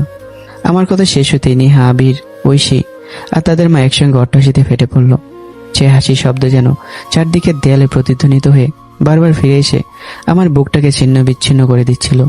নিহার মা ব্যঙ্গ করে বললেন, দেখেছিস, ফকিরটার মনে হয় কষ্টে পাগল হয়ে গেছে। নিজের অবস্থা দেখেও এখন বড় বড় স্বপ্ন দেখছে। নিহা বিদ্রুপের হাসি এসে বলল, শোন, আমি মরে গেলেও তোর কাছে আর কোনো দিন ফিরে আসবো না। দিবা স্বপ্ন দেখা বন্ধ কর। আমি নিহা, আমি আবার তোর সংসারে ফিরবো? হাস্যকর। এরপর আবির এগিয়ে এসে আমার শার্টের কলার চেপে ধরে বলল, এই শালা, বড় বড় স্বপ্ন দেখতে শিখেছিস, বের হয়ে যা। বলেই সে এক ধাক্কায় আমাকে চেম্বারের বাইরে ঠেলে দিল। হোঁচট খেয়ে কোনো মতে নিজেকে সামলে নিলাম।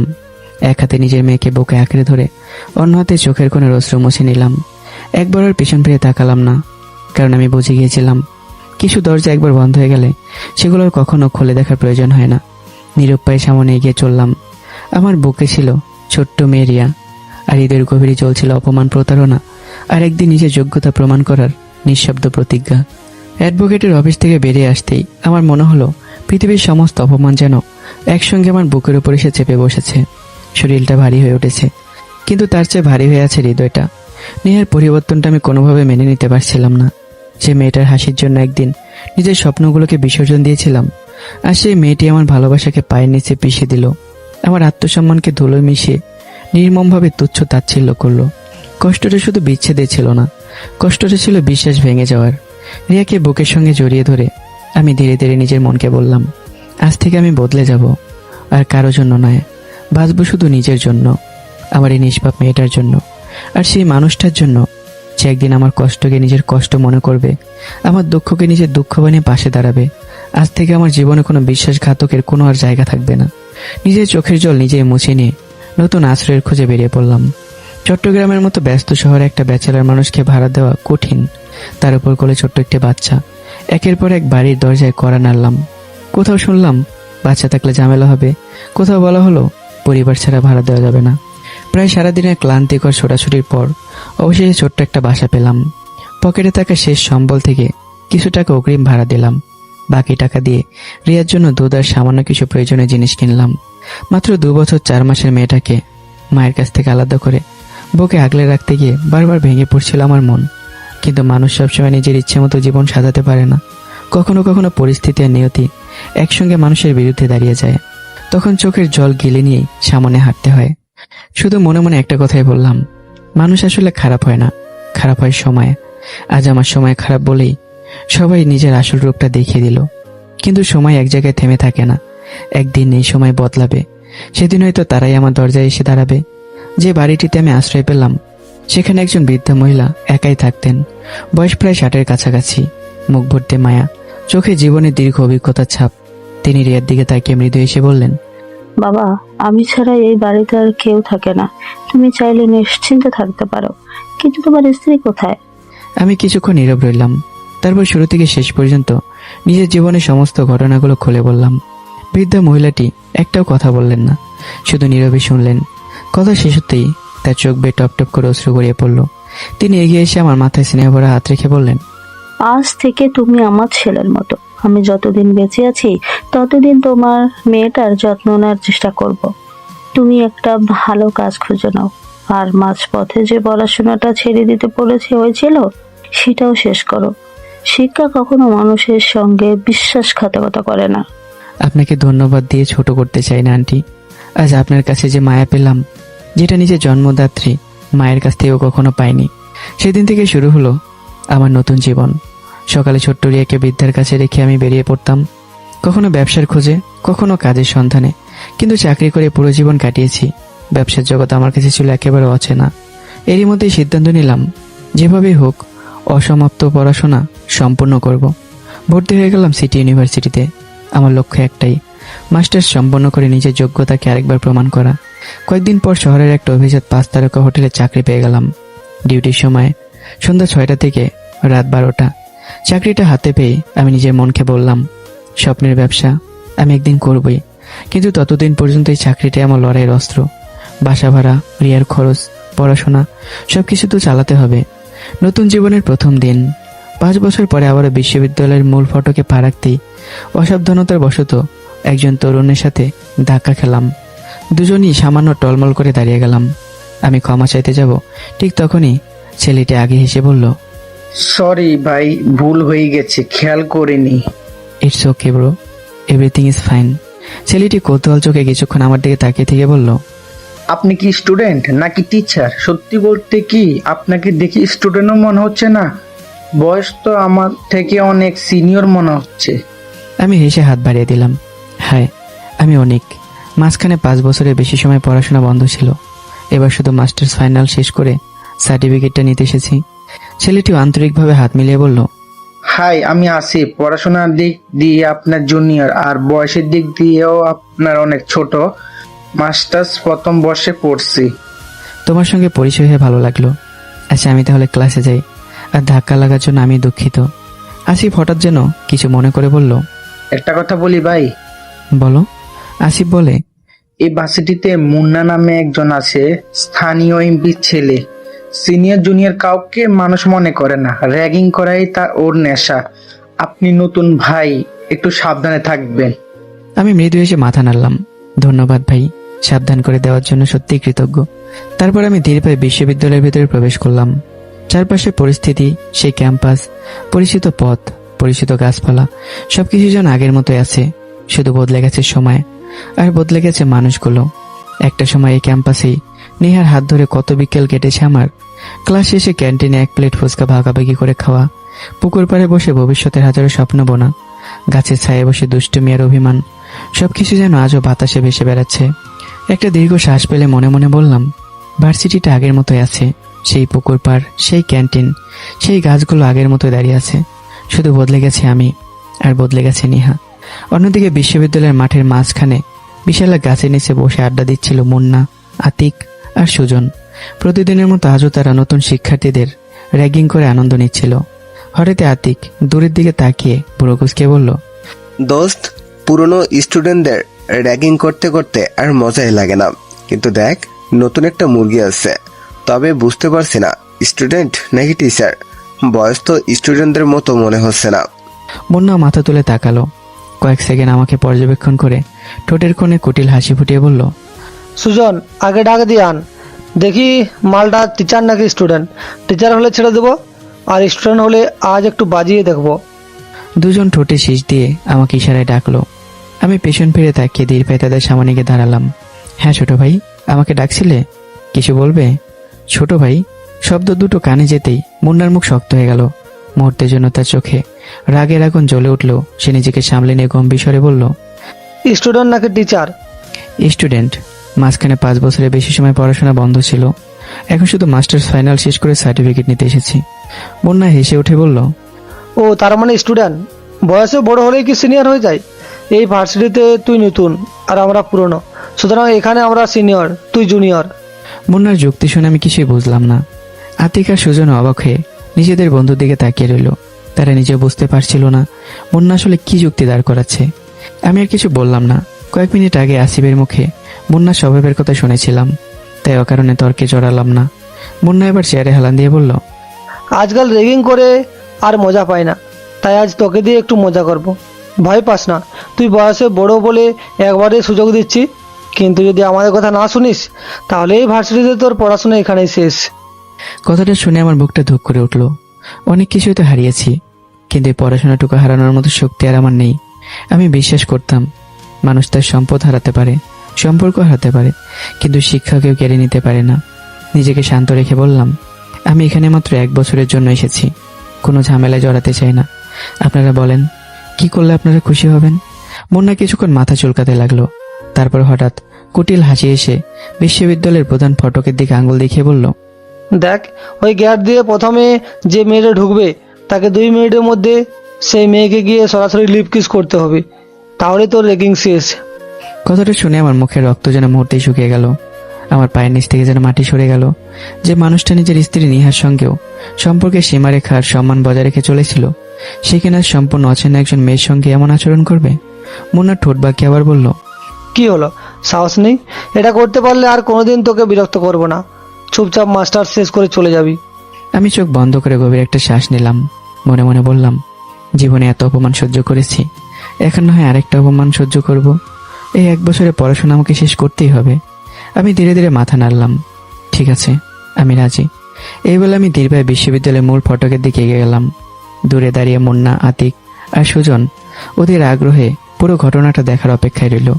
কয়েক মুহূর্ত পরেই বিশ্ববিদ্যালয়ের প্রধান ফটক দিয়ে ভেতরে প্রবেশ করল এক তরুণী। নীল রঙের শাড়িতে মোড়ানো স্নিগ্ধ অবয়ব, কাঁধ ছুঁয়ে নেমে আসা চুল, কাজলে ঘেরা গভীর 2টি চোখ, ঠোঁটে হালকা লাল আভা। মেয়েটিকে দেখেই আমার মনে হলো যেন ভুল করে স্বর্গের কোনো পরী পৃথিবীতে নেমে এসেছে। এক মুহূর্তের জন্য আমি স্থির হয়ে গেলাম। বুকের ভিতর অজানা এক অস্থিরতা জন্ম নিল। মেয়েটি আমার কাছে আসতেই আমি সকল ভয়ভীতি পিছনে ফেলেই 2 হাতে মেয়েটির মাথা চেপে ধরে তার ঠোঁটে ঠোঁট বসিয়ে দিলাম। পিছনে দাঁড়িয়ে থাকা মুন্নাদের মধ্যে একজন বলে ওঠে, মুন্না দ্রুত সেখান থেকে দূরে সরে যায়। এই মেয়েটা কোনো স্টুডেন্ট নয়, এটা ঐথি ম্যাম, তিনি একজন শিক্ষক। এটা শুনে মুন্না সহ তার সকল বন্ধুরা আশেপাশে সবাই এমনভাবে সরে যায় যেন এখানে কেউই ছিল না। কিন্তু কয়েক মুহূর্তে বাস্তবতা আমাকে নির্মমভাবে টেনে নামালো। কত মিনিট ছিলাম নিজেরই জানা নেই। মেয়েটিকে ছেড়ে পিছনে তাকিয়ে দেখলাম মুন্না ও তার বন্ধুরা কেউ সেখানে উপস্থিত ছিল না। আমি কিছুক্ষণ নির্বাক হয়ে দাঁড়িয়ে রইলাম। বিস্ময়ে আমার চোখ দুটো বড় হয়ে গেছে। একটু আগে তো মুন্না আর তার সঙ্গীরা এখানে দাঁড়িয়েছিল। মুহূর্তের মধ্যে সবাই যেন হাওয়ায় মিলিয়ে গেল। মনে হচ্ছিল আমাকে ইচ্ছে করে এক গভীর ফাঁদে ফেলে সবাই অদৃশ্য হয়ে গেছে। কিন্তু পরিস্থিতি বোঝার আগেই বজ্রপাতের মতো ঘটনাটা ঘটল। মেয়েটি প্রচণ্ড রাগে আমার শার্টের কলার শক্ত করে ধরল। পরের মুহূর্তেই একটার পর একটা কয়েকটি জোরালো চড় এসে পড়ল আমার গালে। চারপাশ মুহূর্তে নিস্তব্ধ হয়ে গেল। রাগে কাঁপতে কাঁপতে মেয়েটি গর্জে উঠল, বেয়াদব, এত বড় সাহস কোথা থেকে পেলে? দেখতে তো ছাত্রও মনে হয় না। একজন অচেনা মেয়ের সঙ্গে এমন নোংরা আচরণ করার সাহস হলো কিভাবে? আজই প্রিন্সিপালের কাছে তোমার বিরুদ্ধে অভিযোগ করব। কথাগুলো যেন ধারালো তলোয়ারের মতো এসে বিঁধল আমার বুকে। আমি মুহূর্তেই দুহাত জোর করে ফেললাম, চোখে স্পষ্ট অসহায়ত্ব।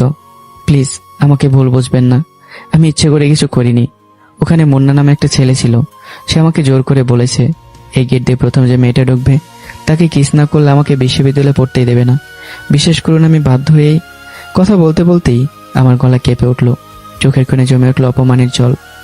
মেয়েটি আনিকা তাবাসসুম মৈথি, স্বভাবে ভীষণ রাগী হলেও তার হৃদয়টা পুরোপুরি পাথরের ছিল না।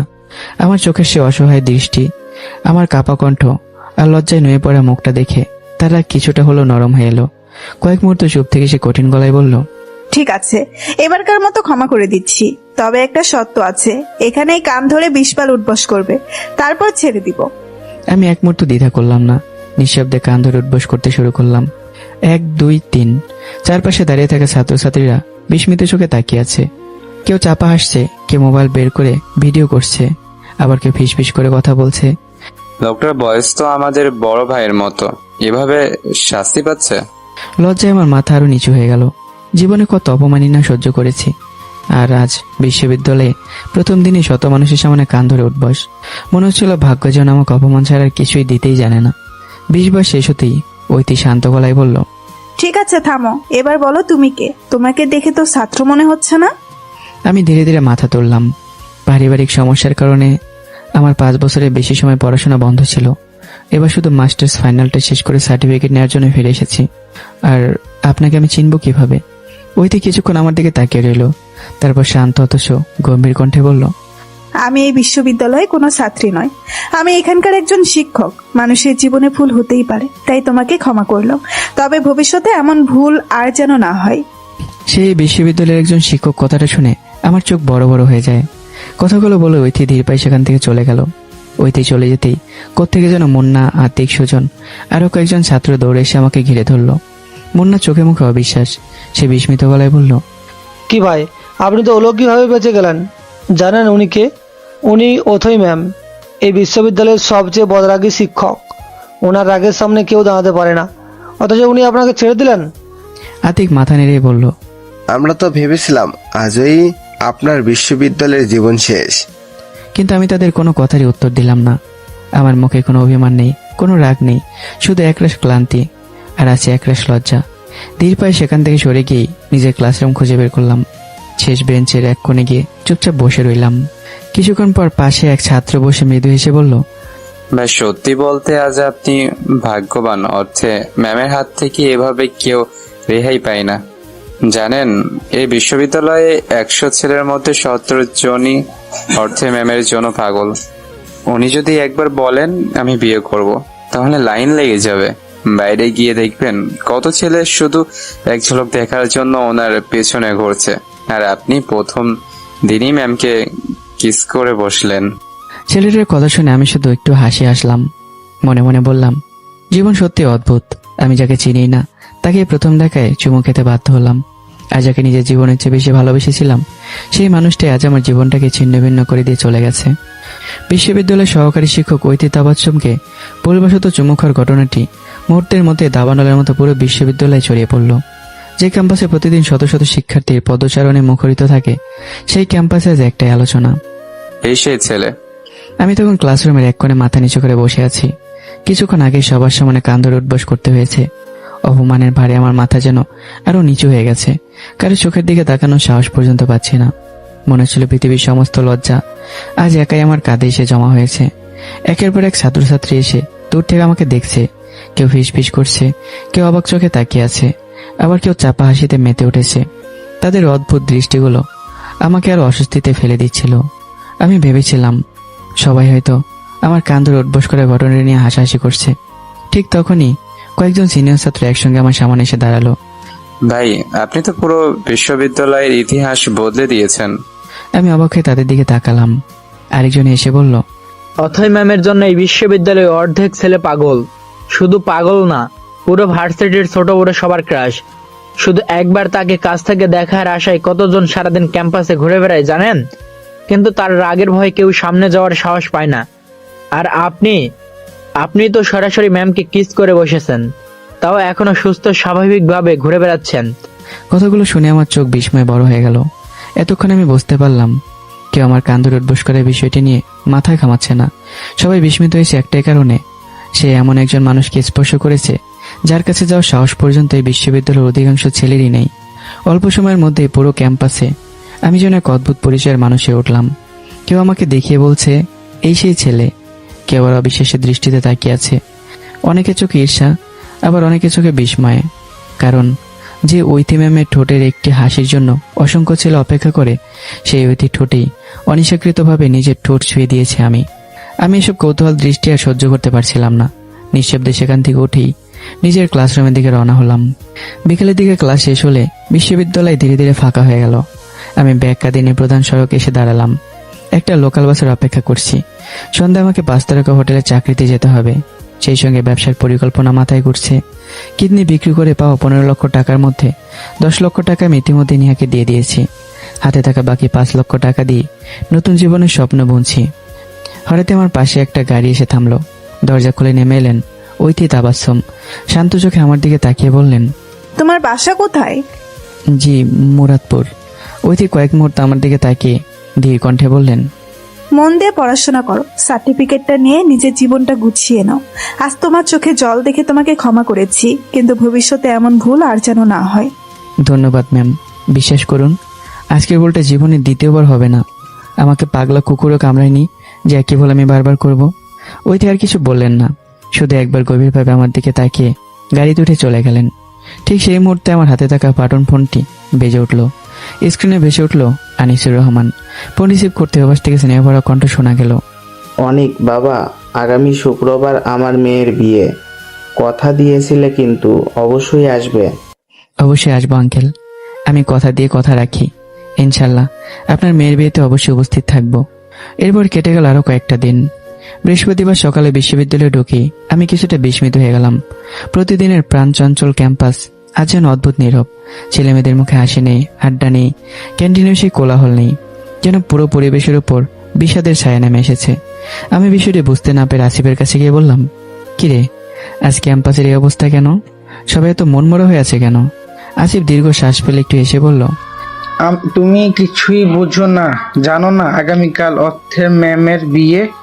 সে কারণে তো ম্যাম 15 দিনের ছুটি নিয়ে চলে গেছেন। আজ আর বিশ্ববিদ্যালয় আসেনি।